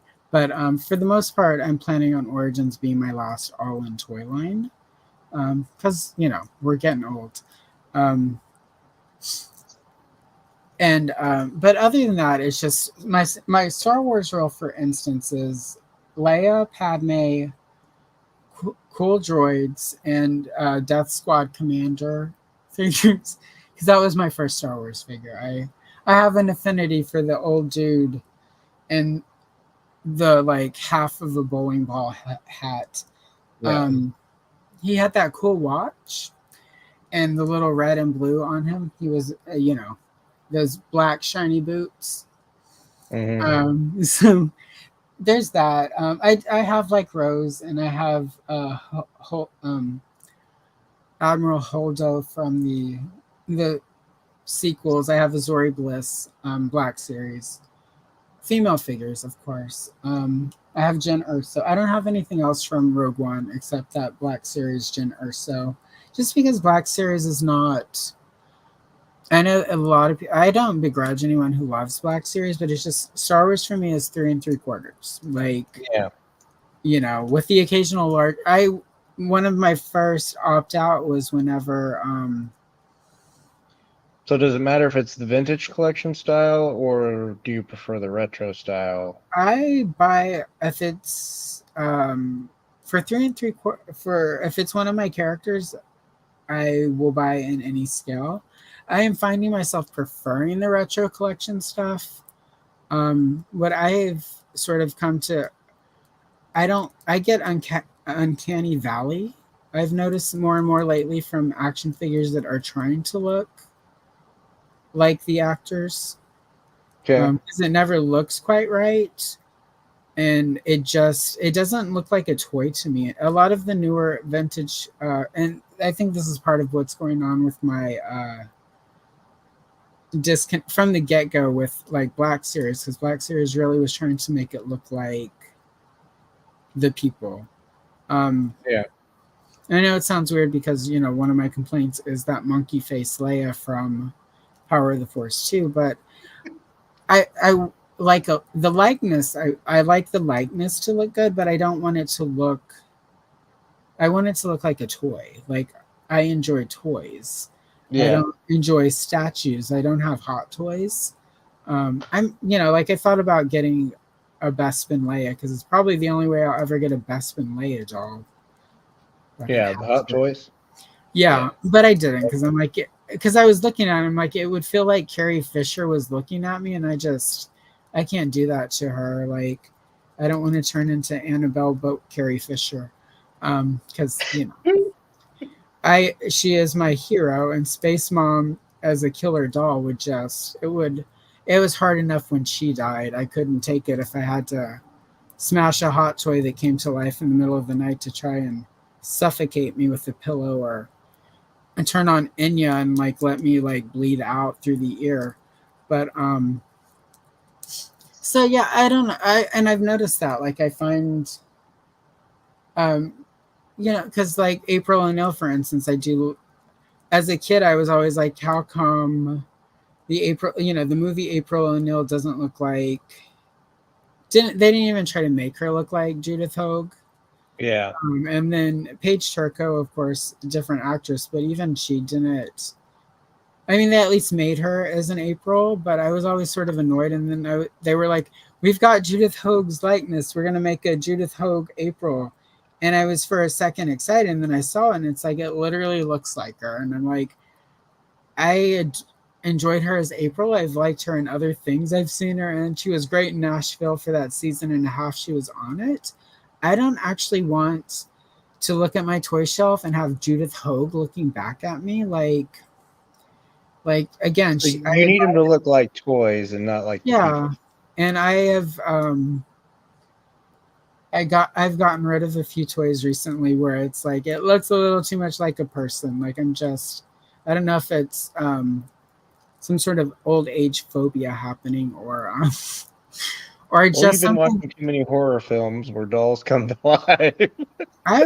I watch a lot of horror films. Like when I got out of toys, I got really into slasher movies. I didn't really watch killer, like I don't have a fear of clowns or anything. I enjoy when people are afraid of clowns because I had a coworker who hated clowns. So this was back when I still drew. So when he would get up and go to the bathroom, I would quickly draw a clown and then I would put the paper face down on his desk. And when he would come back, it was the same paper that they would like drop off like office communications on. Mm-hmm. And they would put those face down because sometimes it would have like, you have a meeting today with HR because we caught you picking your nose in the break room and then wiping it on the refrigerator or whatever. And so I would draw the clown because I had a bunch of the paper that they used to print that. And I would draw a clown on it and put it face down. And he would come back from the bathroom and he was terrified of clowns. he would flip it over and just like scream like, oh, it was glorious. And he would like it was so bad one day he started crying. I had to go to HR that day. And they're like, what happened? I'm like, I just drew a clown. I don't understand. And they're like, he has a fear of clowns. Don't you? I'm like, people aren't afraid of clowns. Is that real? I thought they just made that up for movies. And so I was told if I drew another clown and put it on his desk, I would be fired. So I just drew them at my desk where I knew he could see them. So he got them to move desks. And then actually I realized... Now, what exactly did this young man do to get the ire of Miss Allison here? I don't know. I just don't like him. He may or may not have said something misogynistic and racist. I'm just saying. Like, Okay.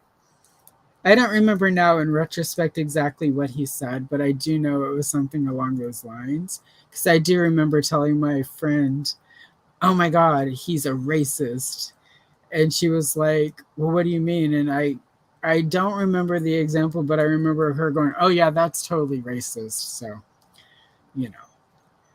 But it was just, I don't know. Like, I enjoy when people, like my boyfriend does not appreciate clowns. And I used to make, well, what's ironic is that whole incident with the clown was how I realized people actually were afraid of clowns. And it wasn't just people fucking with me saying clowns are scary. Other than that clown doll and poltergeist, that thing was creepy, but that's a different thing. That doll was actually possessed by a poltergeist. So of course it's scary. But my partner, Matt, does not enjoy clowns. But I guess I can kind of get it. But anyway, because of my that coworker and his horrible reactions to clowns, which I found hilarious and enjoyable, for a little while I made a clown cartoon. And I would draw a new cartoon every day and stick it on my desk. But he had moved by then, so it was fine. The new person sitting next to me appreciated the clown cartoons and enjoyed how morbid and that he was killing people with an axe. I did leave that out of the clown drawing part, right? So the clown in the picture, when you would flip it over, it would like say hello, his name, and the clown would have like an axe or like blood dripping out of its mouth. So like it, you know, like it wasn't like both. It was like it was a menacing clown. I will admit, I was pretty good at drawing back then. So it was. I mean, it was a scary clown if you, if you see anyone dripping blood or with a knife, like even not a clown, that's going to be kind of scary. But I guess if you're afraid of clowns, it was probably extra scary for him. So I probably should find out where he is and PayPal him some money for like a therapy session. That's the least I could do for him. But yeah, well, you know.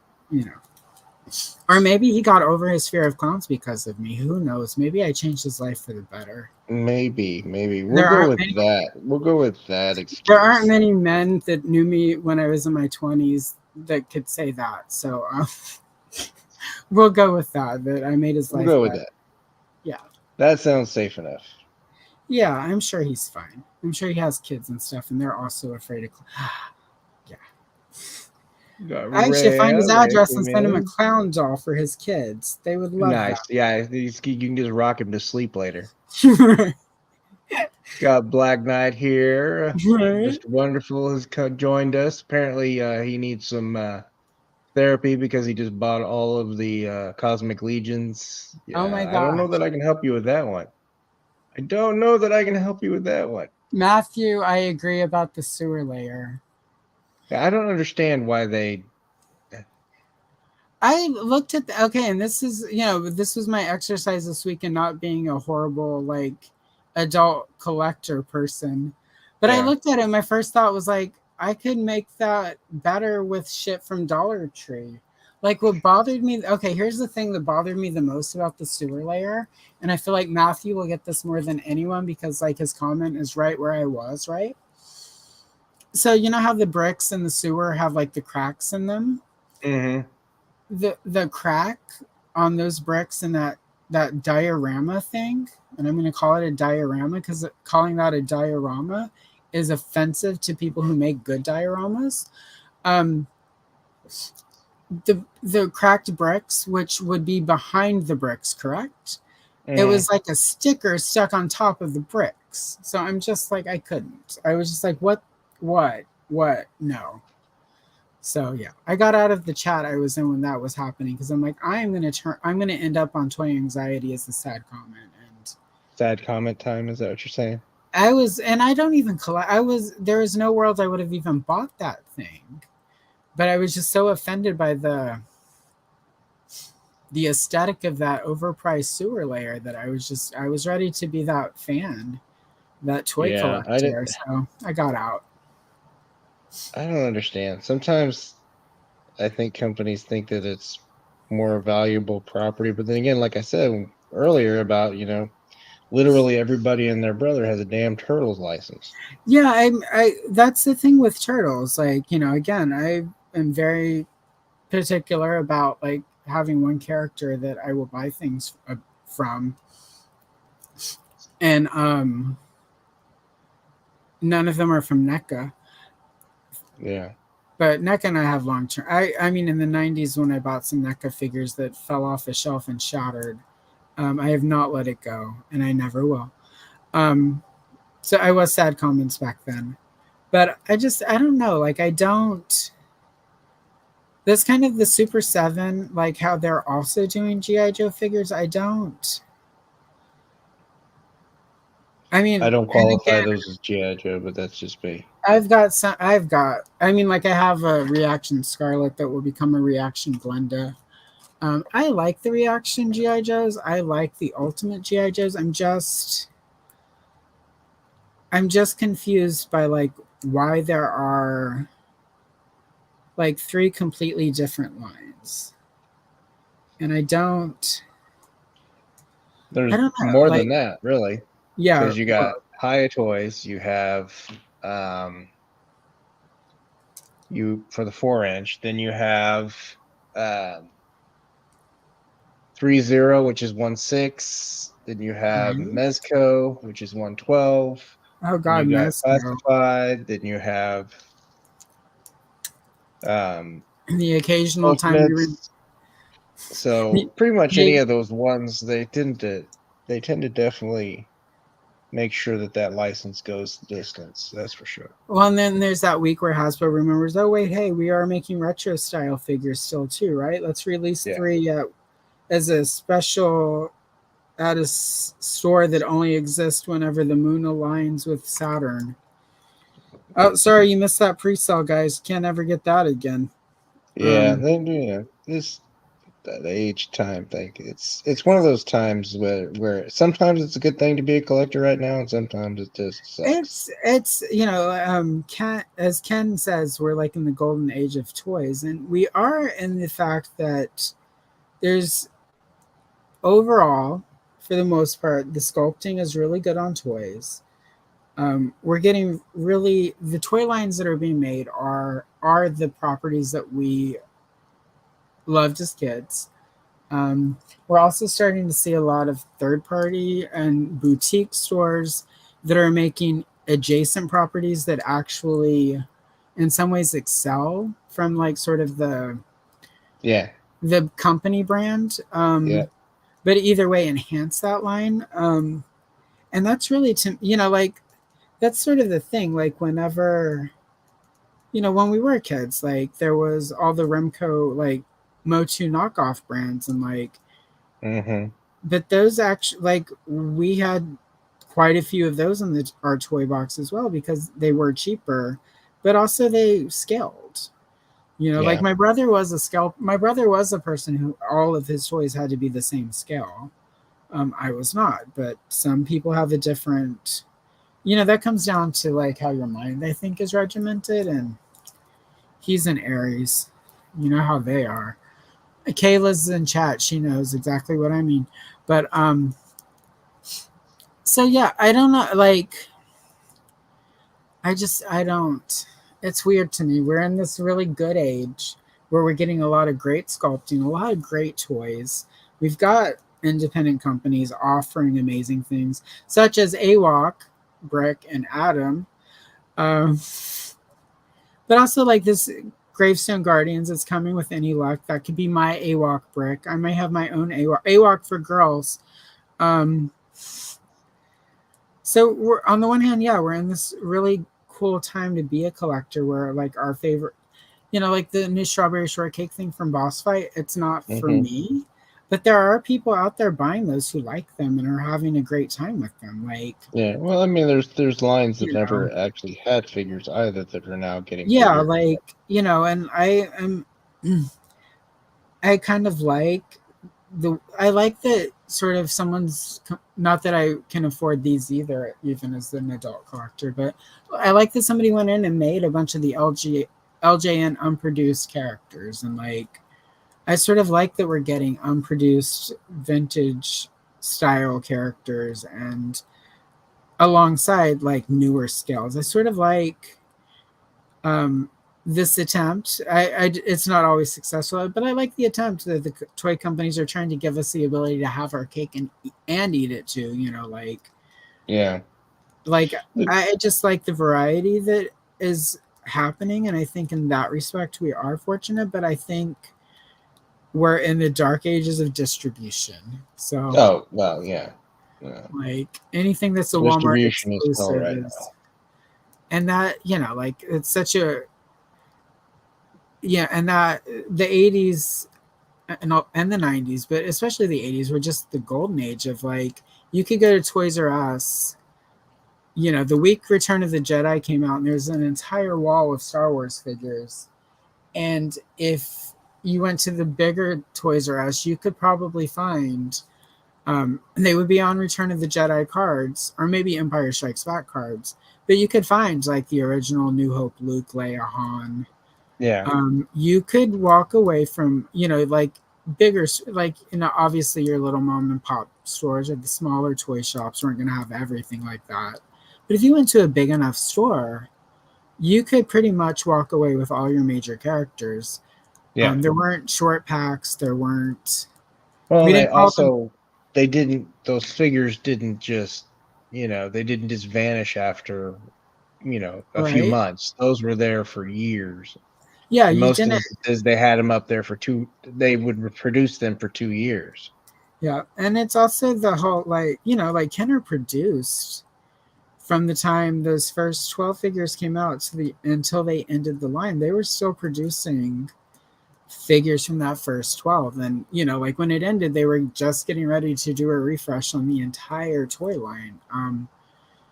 And I think that's why lines like Star Wars had a longer. I think one of the places I think that we're sort of hurting right now as toy collectors is the fact that there aren't evergreen lines where it's like you can get the character. You can't collect them all anymore unless you're willing to pay eBay prices.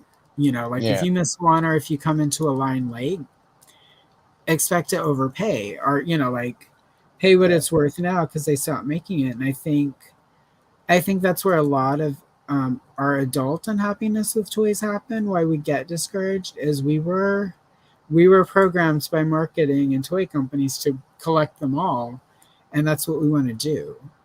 Yeah. And whenever we can't, because the line's too expensive, and the distribution is bad, and the Turtles layer is $300 and looks like some cheap crap from Dollar Tree, and like you can't do it.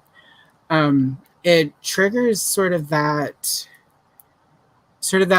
programming we have from the kids, and I do think some of our crunchiest toy collectors, when I can be very forgiving of them and generous toward them, I think it's a lot of what's really happening is whatever is happening is for them, like the situation that has triggered it, it's actually pushing the button of that collect it all that we have, beat down into us. And some people do well with, like there are people who like are not going to collect them all and are fine with that. But those are also the kids who don't want to collect them all as kids. Or, like they didn't come back to toys in 95 for Origins and decide to collect them all. Like, like not everyone is like some of us who like got programmed effectively and want them all. So Yeah, I think that's a they big missed part that of it. whole programming Yeah, I mean, level that we had.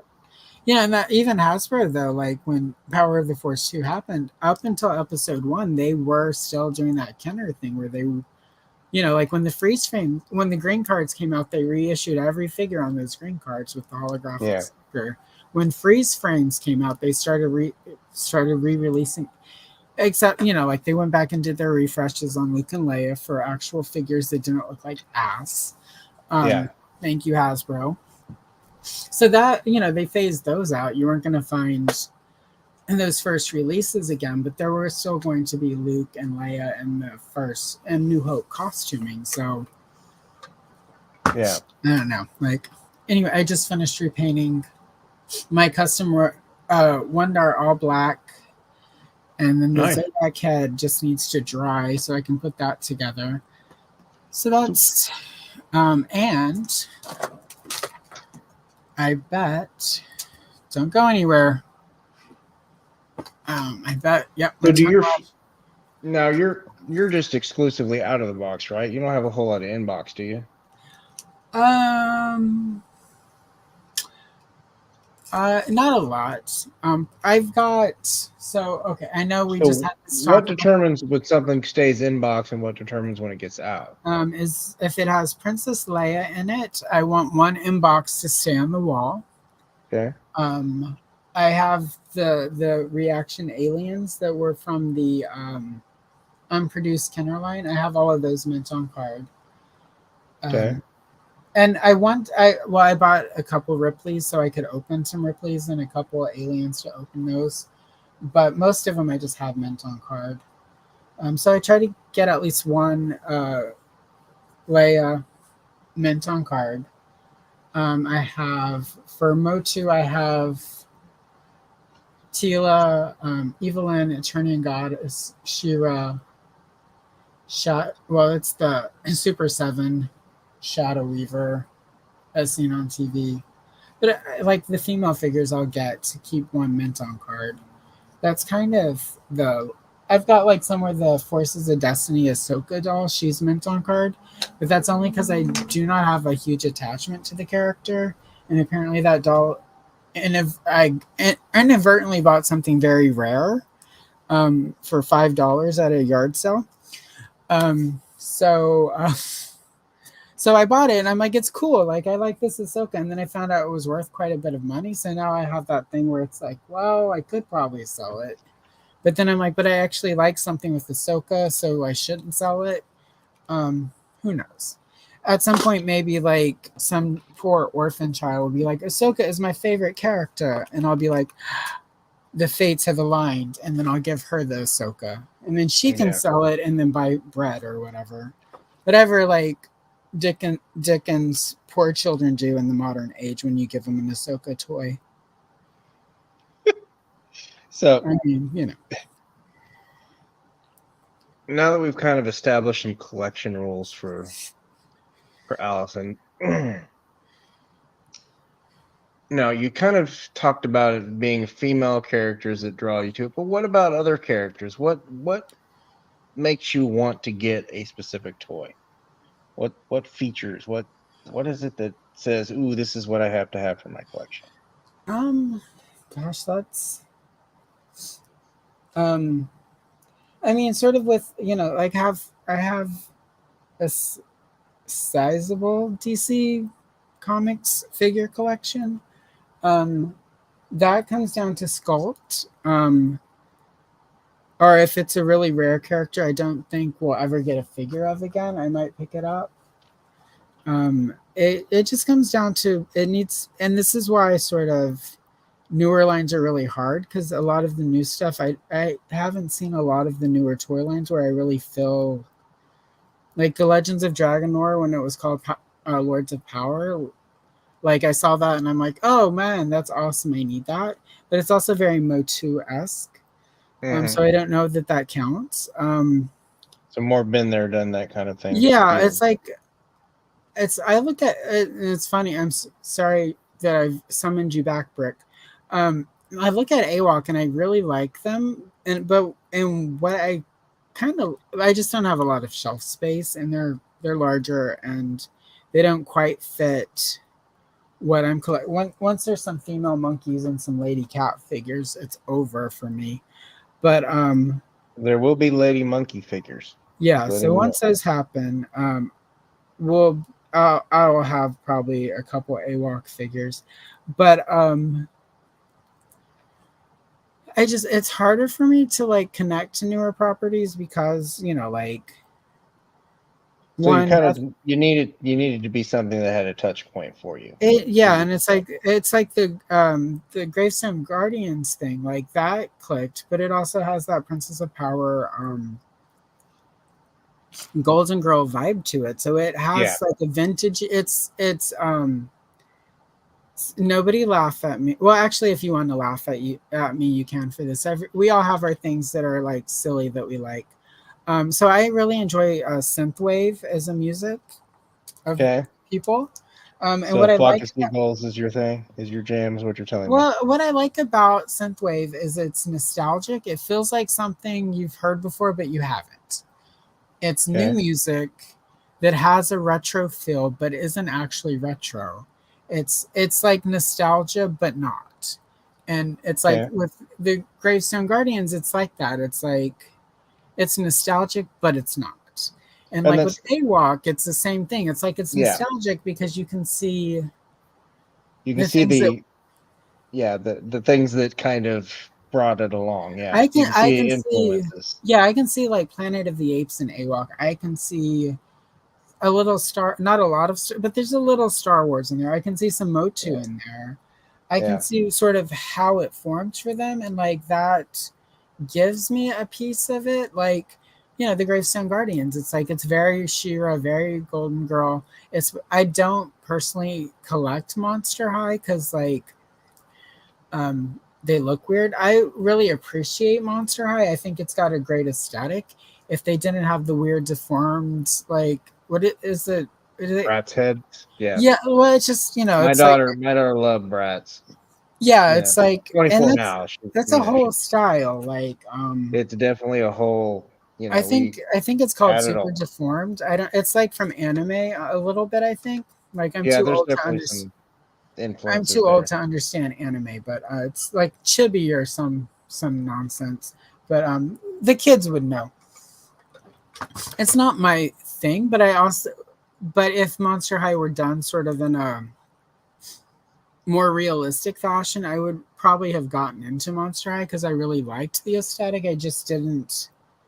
It wasn't made for me, and that's fine. Like not everything has to be for everyone, and it's cool if it's not. Like if it's like Brie Larson got a lot of shit over Captain Marvel because people mistook. Like somebody was like, "What about all the men who say this movie's not for them?" And all she said was, "Well, not everything is for everyone, and if this isn't for you, you don't have to go." She didn't mean it as like, "Don't come to my movie." She just meant, if it's not for you, like that's okay.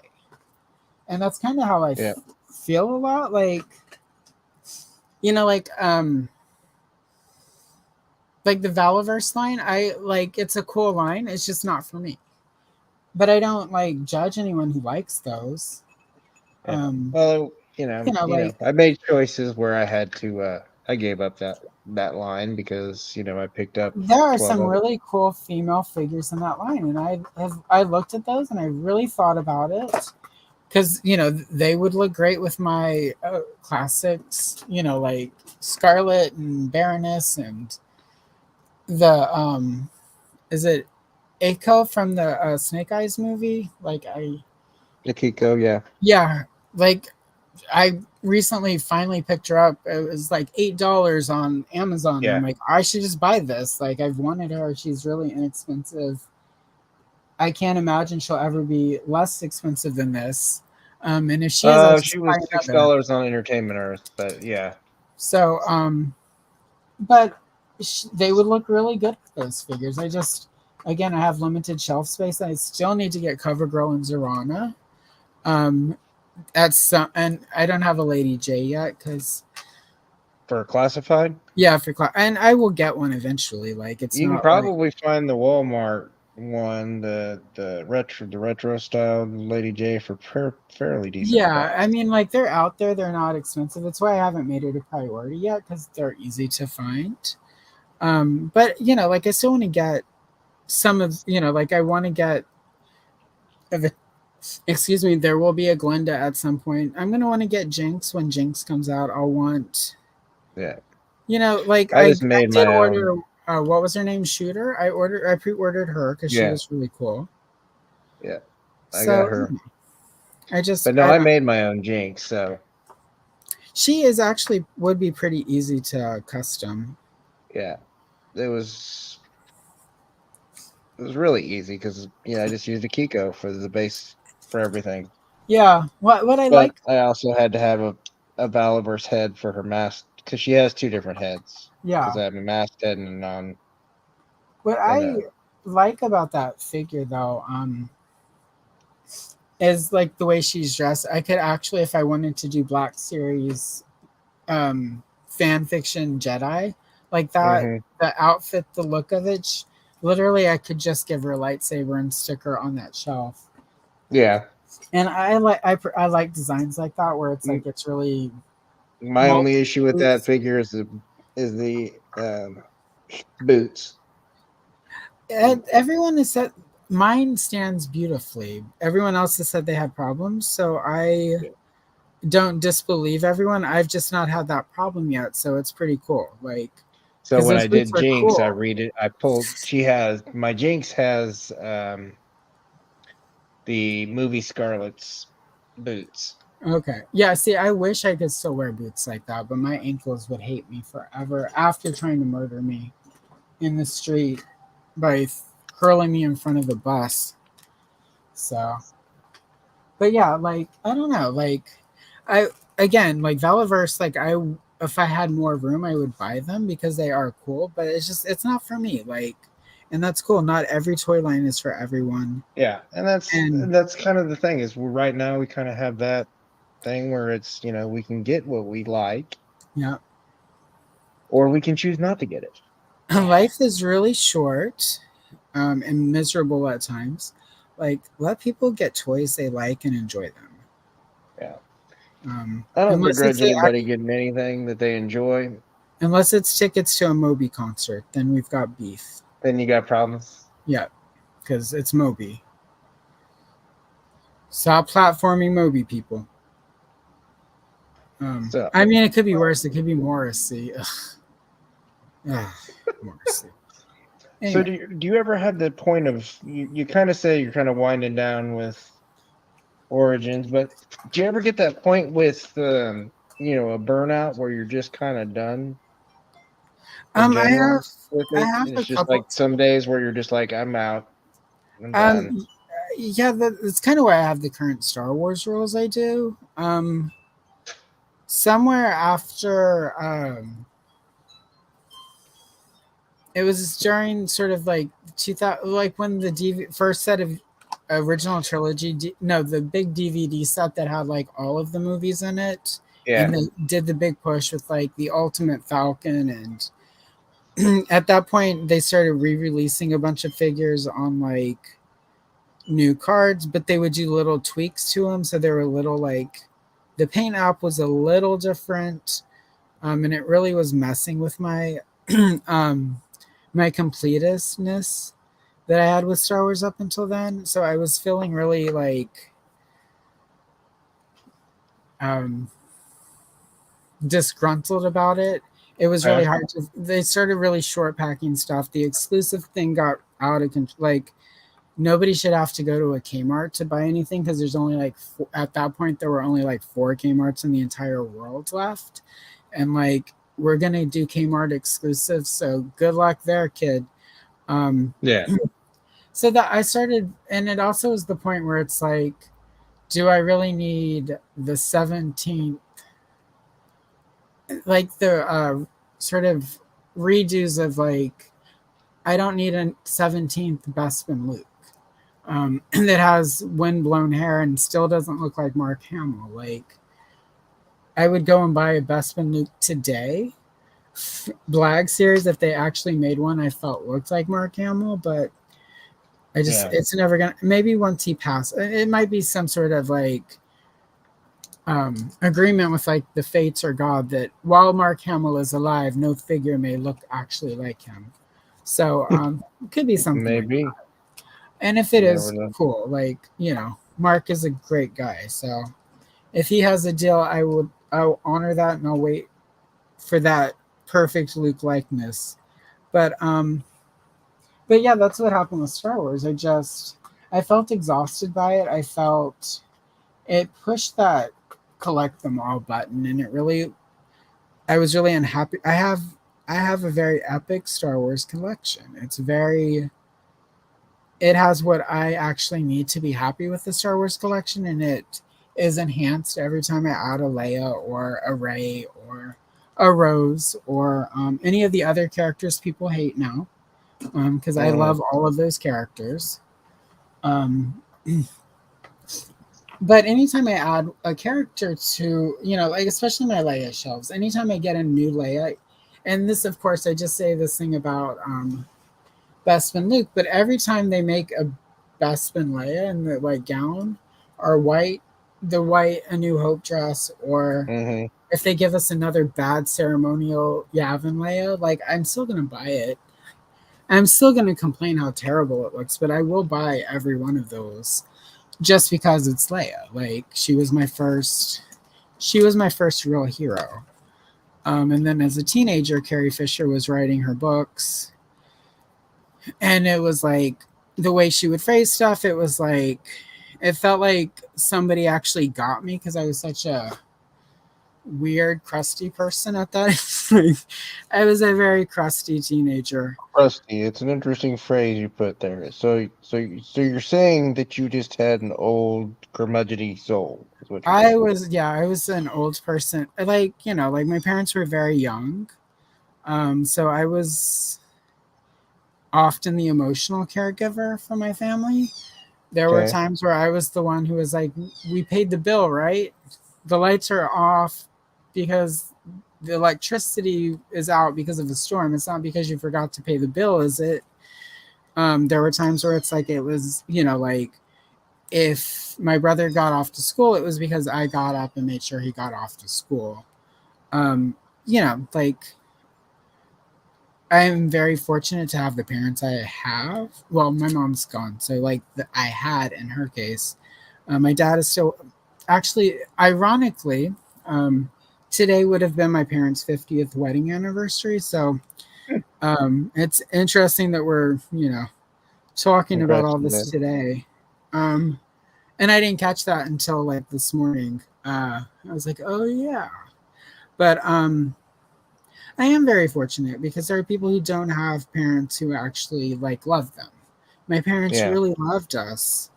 They did the very best they could. Their best just wasn't always good enough. And I know it sounds horrible to say that about people, but like there are times my best isn't good enough. And like that's part that's of being honest about the situation. that's part of being an adult, and and I having to don't be the adult for adults or as a child is generally those of us in the field, we would consider that trauma. And that's a big part of why I played with toys a lot and sort of still at times live in my little fantasy world, daydream stories that I make up, is because it is, like especially as a kid, like when it's a rough day, it's way easier to go and be Princess Leia or Strawberry Shortcake, or it's way easier to get rid of the creepy, gross old dude that like is trying to steal your muffin in Strawberry Land than it is sometimes in the real world. Because sometimes that dude is like related to you or your babysitter or like your teacher. Like the real world just sucks sometimes. Fantasy is a nice alternative, and there's still, like there are still times where it's like if things are like during COVID, there were a lot of days where it was just like I'm not capable of playing with toys like I did as a kid. Like there's no way for me to, like I don't. So do you find yourself doing stuff differently now as an adult with your toys than you? Yeah, is there like something that you want to do with your toys that you don't? I don't know that there is. There was a point when Power of the Force first came out where I tried to actually play with them, like, Yeah. excuse me, like we would have as kids, and I could. It was very frustrating because I couldn't. And I tried really hard. I'm like, because it felt for some reason like it was important to be able to do that. And I really tried, but it didn't work. And like I went. I tried with, and I was like, well, maybe it's because it's all these boy toys. Let me go get like, like let me get my old strawberry, because it was before the hurricanes. I still had all of that old stuff, and I couldn't make it work, but I could lose myself in a book, and I could turn around and write a really elaborate story. I did a lot of. I apologize, everyone. I did fan fiction in the 90s. With the Mary Sue character, so My Secret is Out. I did a lot of stuff like that, but I think that's I think as adults that's how a lot of us do play. I think Dungeons and Dragons, for people who do that, like that's a form of play. And even in some of them you do have, like miniatures that you move around. So there are ways for adults to play with toys, but I just don't think for most, and it's not true for everyone. I'm sure there are adults who can still do it. But for most of us, there's not a way to get back to that place of childhood where we can actually sit and play. I don't think we simply sit and play like we would have as a kid. I mean, I'm like me when I'm building a dio or when I'm doing a custom. That's playing with my toys. I mean, that's I mean, right me now, doing something to, cope and enjoy, like this sculpt.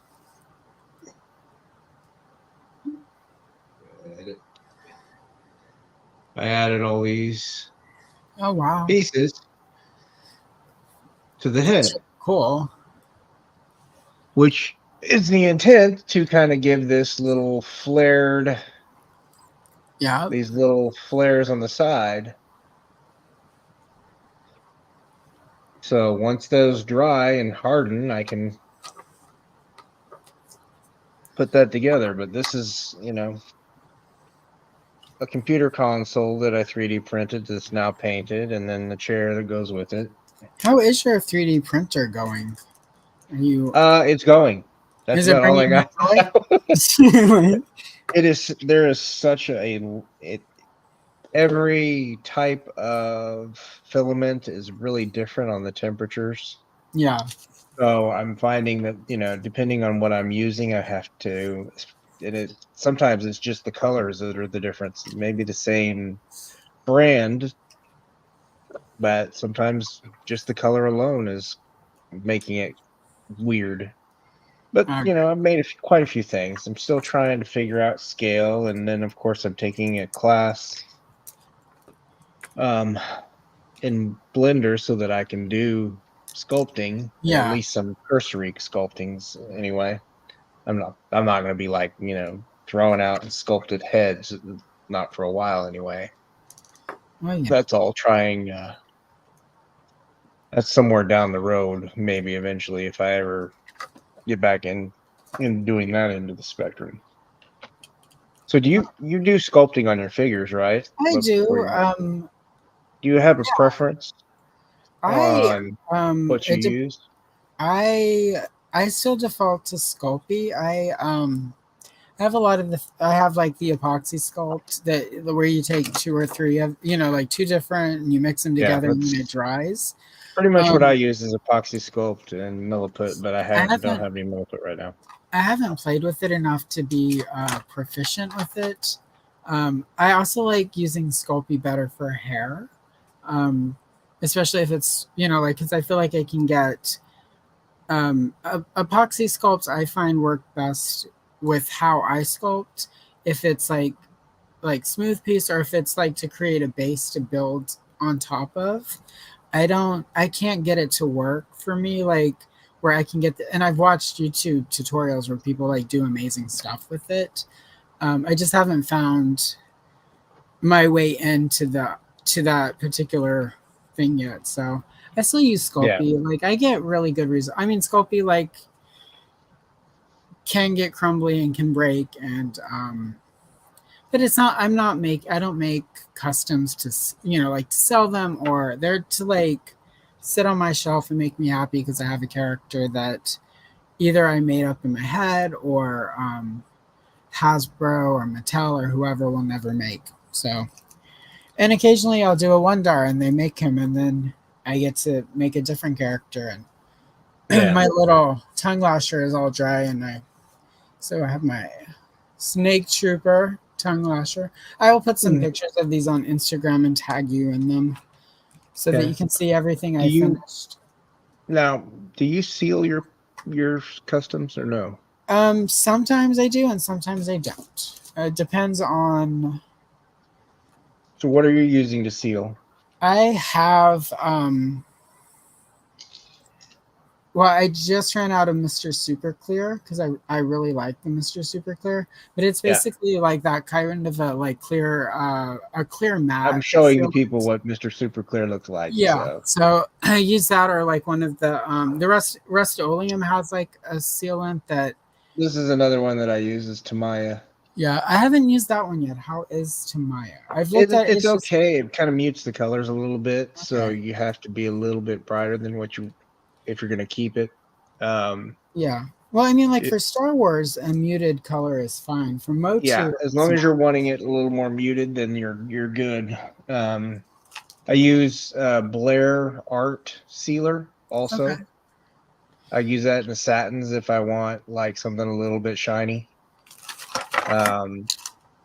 What about priming? Do you prime?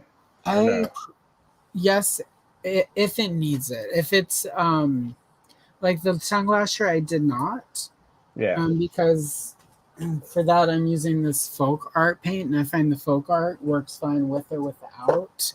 I do prime if I'm going to be doing yellow, or if I want really, really thin layers. Yeah, this is Mr. Surfacer. This is what I use to fill in gaps and spaces.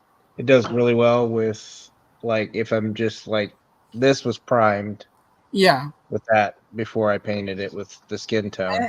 I have a white primer, and I use that like when I'm doing, like if I actually want to do a character with a white costume, I actually just use like the primer for that. Yeah. It also works really good with the vintage Princess of Power bodies. Like it sticks to them really well, and then paint goes over it really nicely. Also, I will sometimes use like a Mr. Super Clear, a matte finish sealant, because I find that if you use that as sort of your base coat, you can use pastels. Well, I mean, you just need something that can let you to hear the paint, and that stuff works great. And that stuff works great. So, and sometimes I will do the old sanding trick, but I don't. I use Scotch-Brite pads sometimes. Yeah. For a lot of, like, for this Mythic Legions figure, that's all I used because I didn't want to do damage to the underneath paint. I just need it to have a little bit of an abrasion so that the paint will adhere. But you got to get real Scotch-Brite. Don't get the generic stuff, because you get the Great Value brand and it's the debris all over your figure, and by that time it's just not worth doing. You might as well just break out the 800 grit and go to town.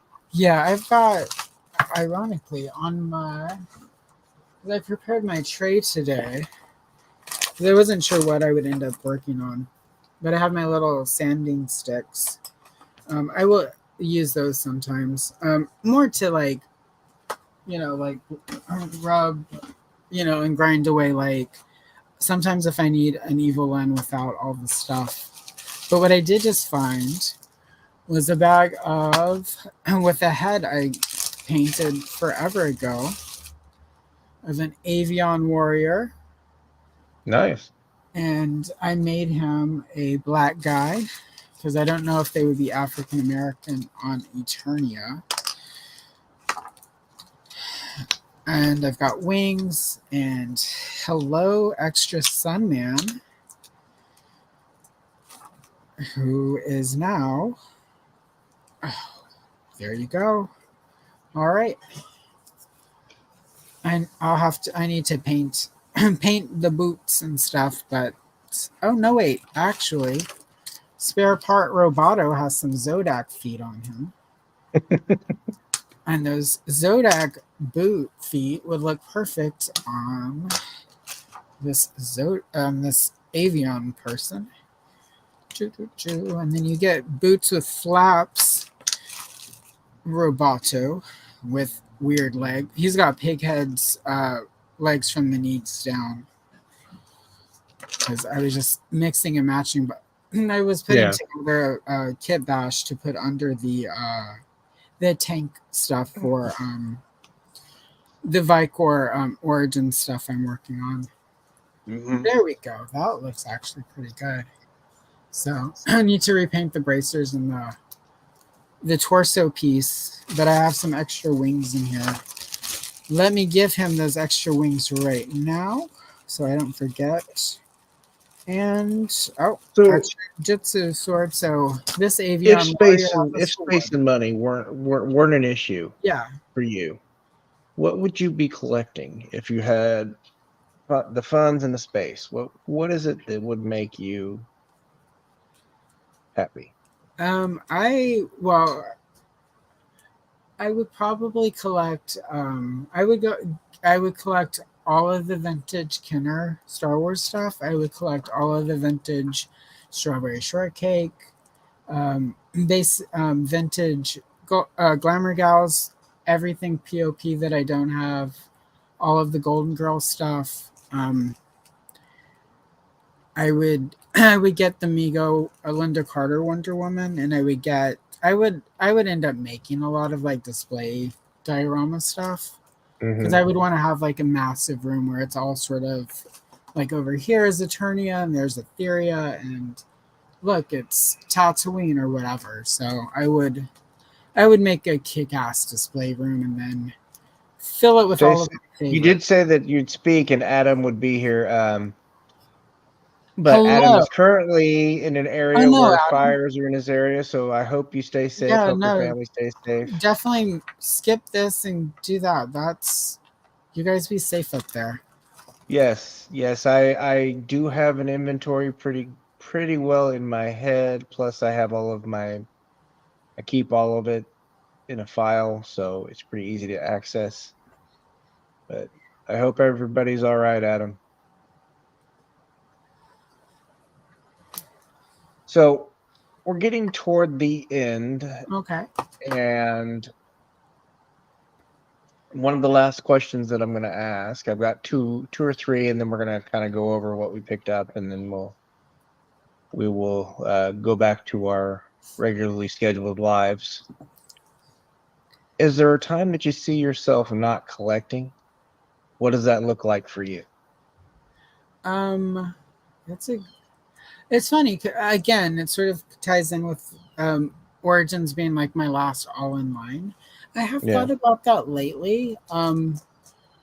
As I sort of go and pick up some of these things from my childhood that I really like miss or didn't get, I'm kind of thinking like, what's the end game? We have made the decision not to have like actual children, just cats. And I doubt my niece would be interested in getting my stuff. Or any future children my brother might have. So I don't know. Like, it's an interesting question. Because that's the sort of thing you do. Because unfortunately, we're not Egyptian, so I don't get to take it all with. Well, rich Egyptians, so I don't get to take it all with me into a pyramid.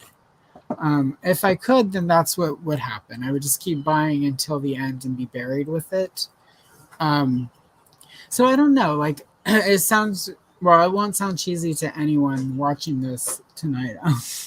I have said that the vintage Leia doll in the box goes into the coffin with me because, you know, like, nobody gets that over my cold, dead body. And since I believe in the supernatural just enough, I will come back from the dead and it'll be like that first segment in Creep Show if you try to take it. So, but yeah, it's weird because it's like I'm trying to figure that out. Like I have this some of the customizing things I want to do with Star Wars is specifically sort of those unproduced Leia costumes that they never made for the large size doll. I and it feels like I don't I skipped sewing classes in high school, so I don't know how to sew yet. I've got a sewing machine. I'm gonna figure it out. I mean, I was old when I figured out how to do video editing. I'm figuring out TikTok and YouTube. I can do sewing. But after that, the question is what is left? And it's like, Yeah. I'm not in a place where it's like, if, we have limited space right now so I do have to sort of cycle things out. So every season I'll go and, all right, let's take this down and put this back up. I would like a world where everything is just always out, but it's also kind of nice to like cycle through it that way. But at some point, like if we live in a retirement village, I obviously can't take all the stuff to a retirement village. Yeah. So I have to be aware of that. My thought is, we're both members of various toy communities with a lot of people who are who would enjoy this stuff. So I feel some of my motivation for building a community is if I decide to get rid of this stuff, who knows what resale value is, because it's so ebb and flow. I feel like there are at least 4 different communities, and at least 3 of them you and I are both in, where I could go and say, hey guys, I've decided it's not for me anymore. Here's what I want to give away. And I would find homes for it all. So I don't worry about that. It's just making sure it's in the will. Here's the password to my Discord so you can jump into all of and Instagram and Facebook so you can jump into these communities and offer these people, things. So if I have anything you want, let me know now. And then that way if something happens to me, just add people to the will. There you go. Yeah, I'll add you guys to the will. Because again, you can't take it with you, but nobody gets the large size Leia, so don't even ask. Well, and you gotta.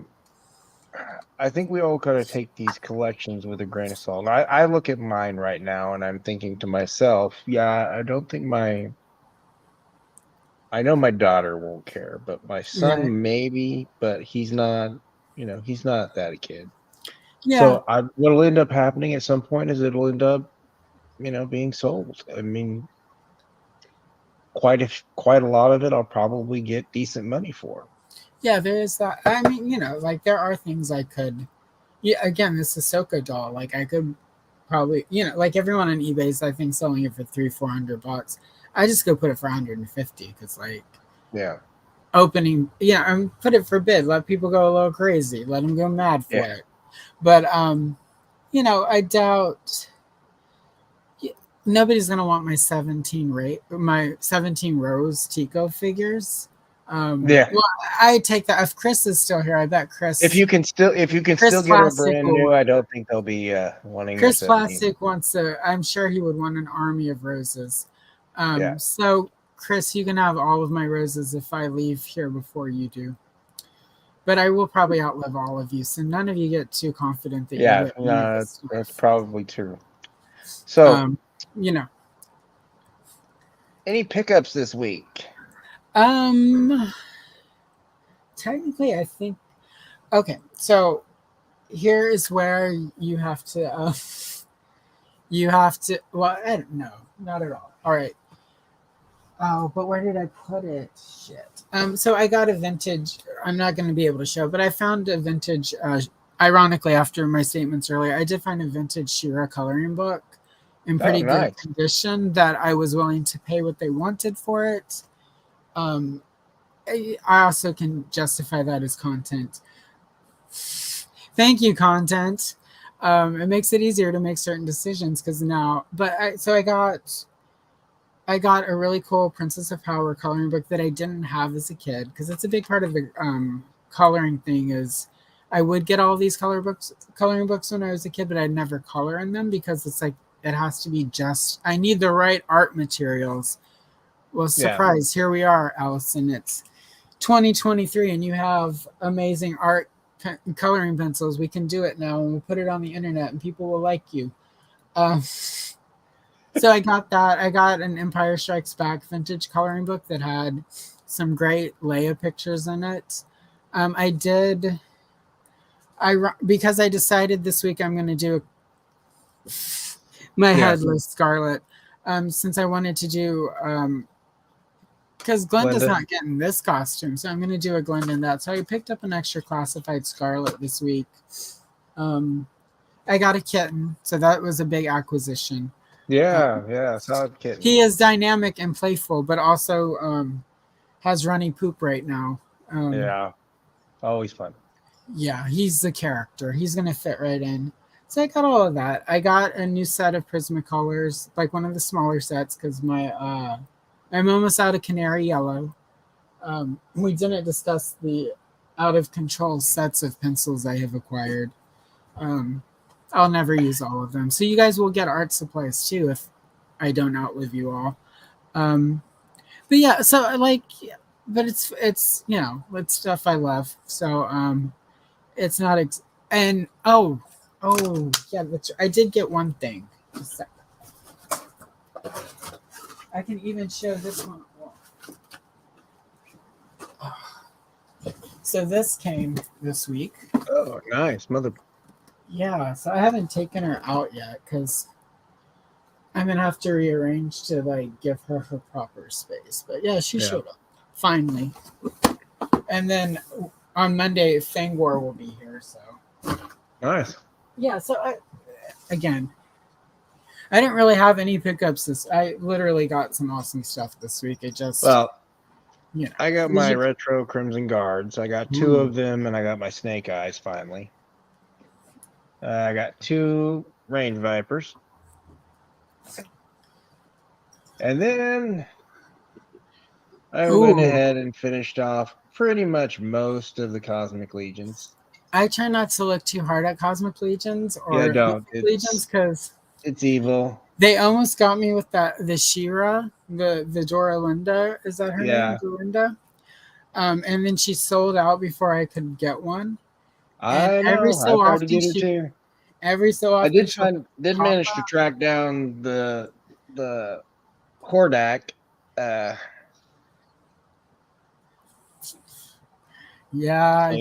will probably be opening those tomorrow. I did tell Brick next show. I'm assuming he's having one. And if he doesn't, then I will do another opening because I've got some stuff that I need to get opened.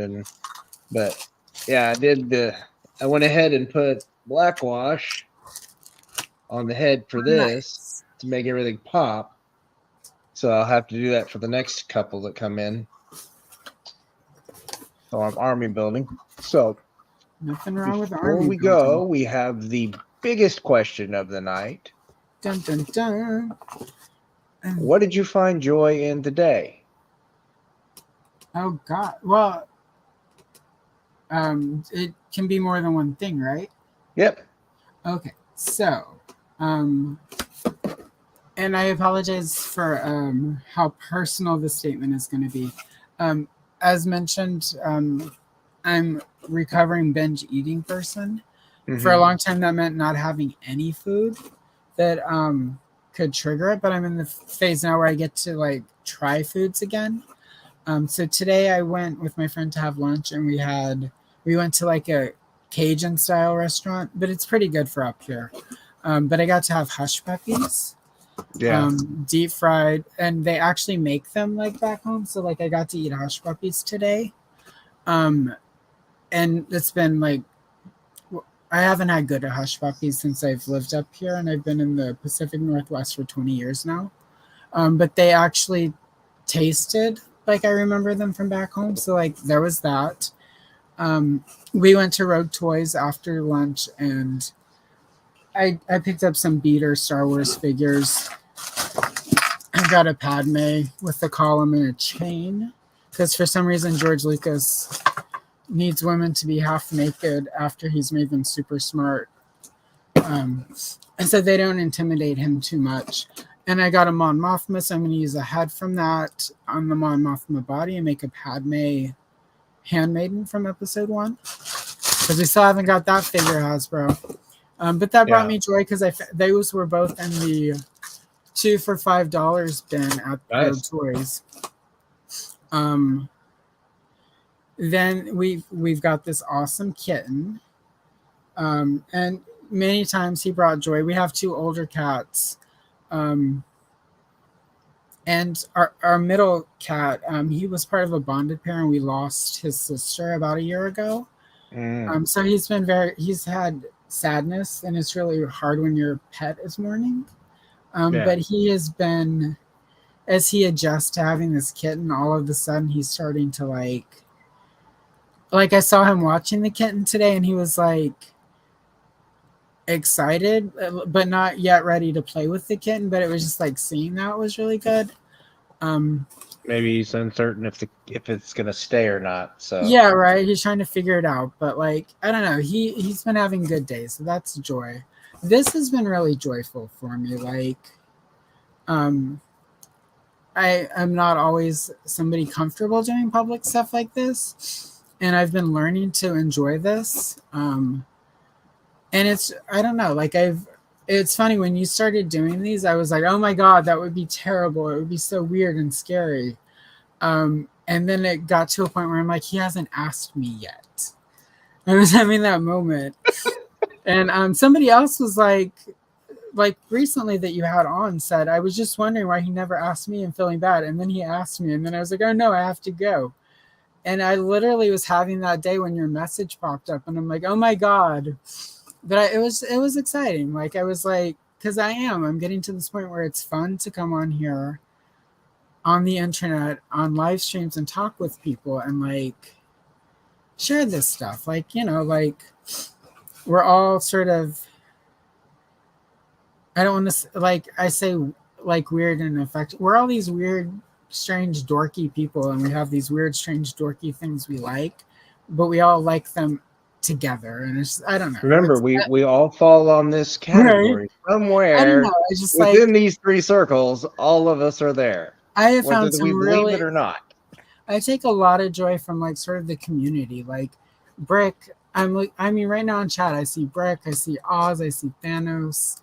Kayla was here earlier, like Lawrence and Matthew. Like I don't know, like I've made some really cool connections here in this corner of YouTube, and it's like I don't know, it brings me joy. Like it's the community that's like you guys are great.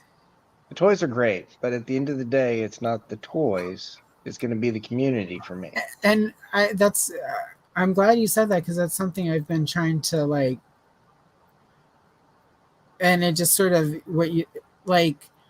Toys are much more fun now because I have these communities. Like it doesn't when you like Duplico really would be upsetting to me if I didn't have you guys to also be upset that none of us can really find Duplico. Well, I mean that's the thing is that somebody will find it. We'll eventually, find it. And this somebody time will find it. It'll be more than likely he'll be like somewhere where he's not supposed to be. Right. Next year we'll all go to Big Lots and I'll have a wall of Duplico. I guarantee it'll be something like that. And then we'll get like that's the absurdity. It's like they were, you can find those, like those whatever it was that you couldn't find forever, and then all of a sudden, I guess they found like 12 shipping cartons full of that person. Yeah, right. And that's the kind of crap that happens, right? With figures more than anything, with distribution issues. But I think the community is the most important part of what we do. It's pretty cool. I like you guys. We're stretching people in. We're bringing new people in. Hopefully, they're enjoying it. I'm hoping that people that watch this replay, they're spending 2 hours and 39 minutes with us conversing. Oh my God, we've been on 2 hours and 39 minutes. Yes, we've been on 2 hours and 40 minutes now. But the thing is we may get another 20 minutes, and Lawrence is going to start having to sweat about. He's going to have to start doing 4-hour live streams on Monday. Are you still there, Lawrence? I when I started this, I was thinking it would be like an hour and a half, maybe at the very most 2. But there's not a time where I can't get off Well, within it. you It's keep like 2 getting hours. people like who are talkers and like Well, um it's just the conversation is good, and in this case, it's a little more involved because we're doing custom work yeah, while we're that's true. talking. So And also there's I more can little digress things. like no other. Yeah. So it's more complex than just a normal show. Because my normal show, I could probably get it in an hour and a half, which is what I've done before. But generally, it's not interacting with anything. But Yeah. I appreciate you coming on. Thank you for having me. And why don't you tell people where they can find you, even though Yeah, your stuff has been at the bottom of the screen the entire time? right. Well, yeah, and I will reiterate now. Once I figure out my live streaming, you're gonna come on and we'll color together. Yeah. But yeah, Got you my can. pages sitting over on the desk, so Yeah, we'll get it set up. So yeah, you can find me on Instagram, Allison_of_Troy. And you can find me on YouTube under Retro Toy Princess. Eventually custom stuff will be there, but right now I am just having fun coloring old coloring books with all of the toy lines that we loved as kids. So yeah, like come hang out with me over there, and I will start live streaming. And most of you in the chat have channels, so most of you are going to end up coming on my live stream so we can color together. So Brick, Thanos, Eldor, Oz. I already said Thanos, but I'm going to say Thanos again because we're going to start dragging you out of your shell more, sir, so that you'll start making your channel stuff happen. Matthew can come on. So. you got to get Lawrence on to color. Oh, 'Cause Lawrence, that would all be right. I've hilarious. already picked out a picture of Zorana and Shipwreck for Lawrence and me to color when he comes on. That's You gonna know, be we all know how meaningful Shipwreck is to Lawrence. yes. Are you Yes, there, so Lawrence? meaningful that he Shipwreck, he's has calling. tons of them because He has tons of them because Shipwreck is his favoriteest character ever, and that's the story we're sticking to. But again, like, see, that's one of the things I love about this little corner. We all know this about Lawrence, and we all know him well enough to cheese on him a little bit about it, and he doesn't take it personal. He loves that we cheese him about it. Like that's community, like where you have your little things you can pick on each other about, and nobody's like mad. So anyhow, Yep. All right. Well, with Thank you. that, I am going to close out with if you can be anything, be nice, and don't. Boop. Wrong one. This is what happens when I don't have my second screen. Yeah. Don't forget to find some joy in every day. Be grateful. And I hope everyone has a good weekend. And I will see people tomorrow on Ostradamus Toys. We will be doing a live unboxing of who knows how much. At this point, it could be really, really, really large amount of toys. Because PowerCon was last weekend, and I know they got a bunch of stuff shipped back in.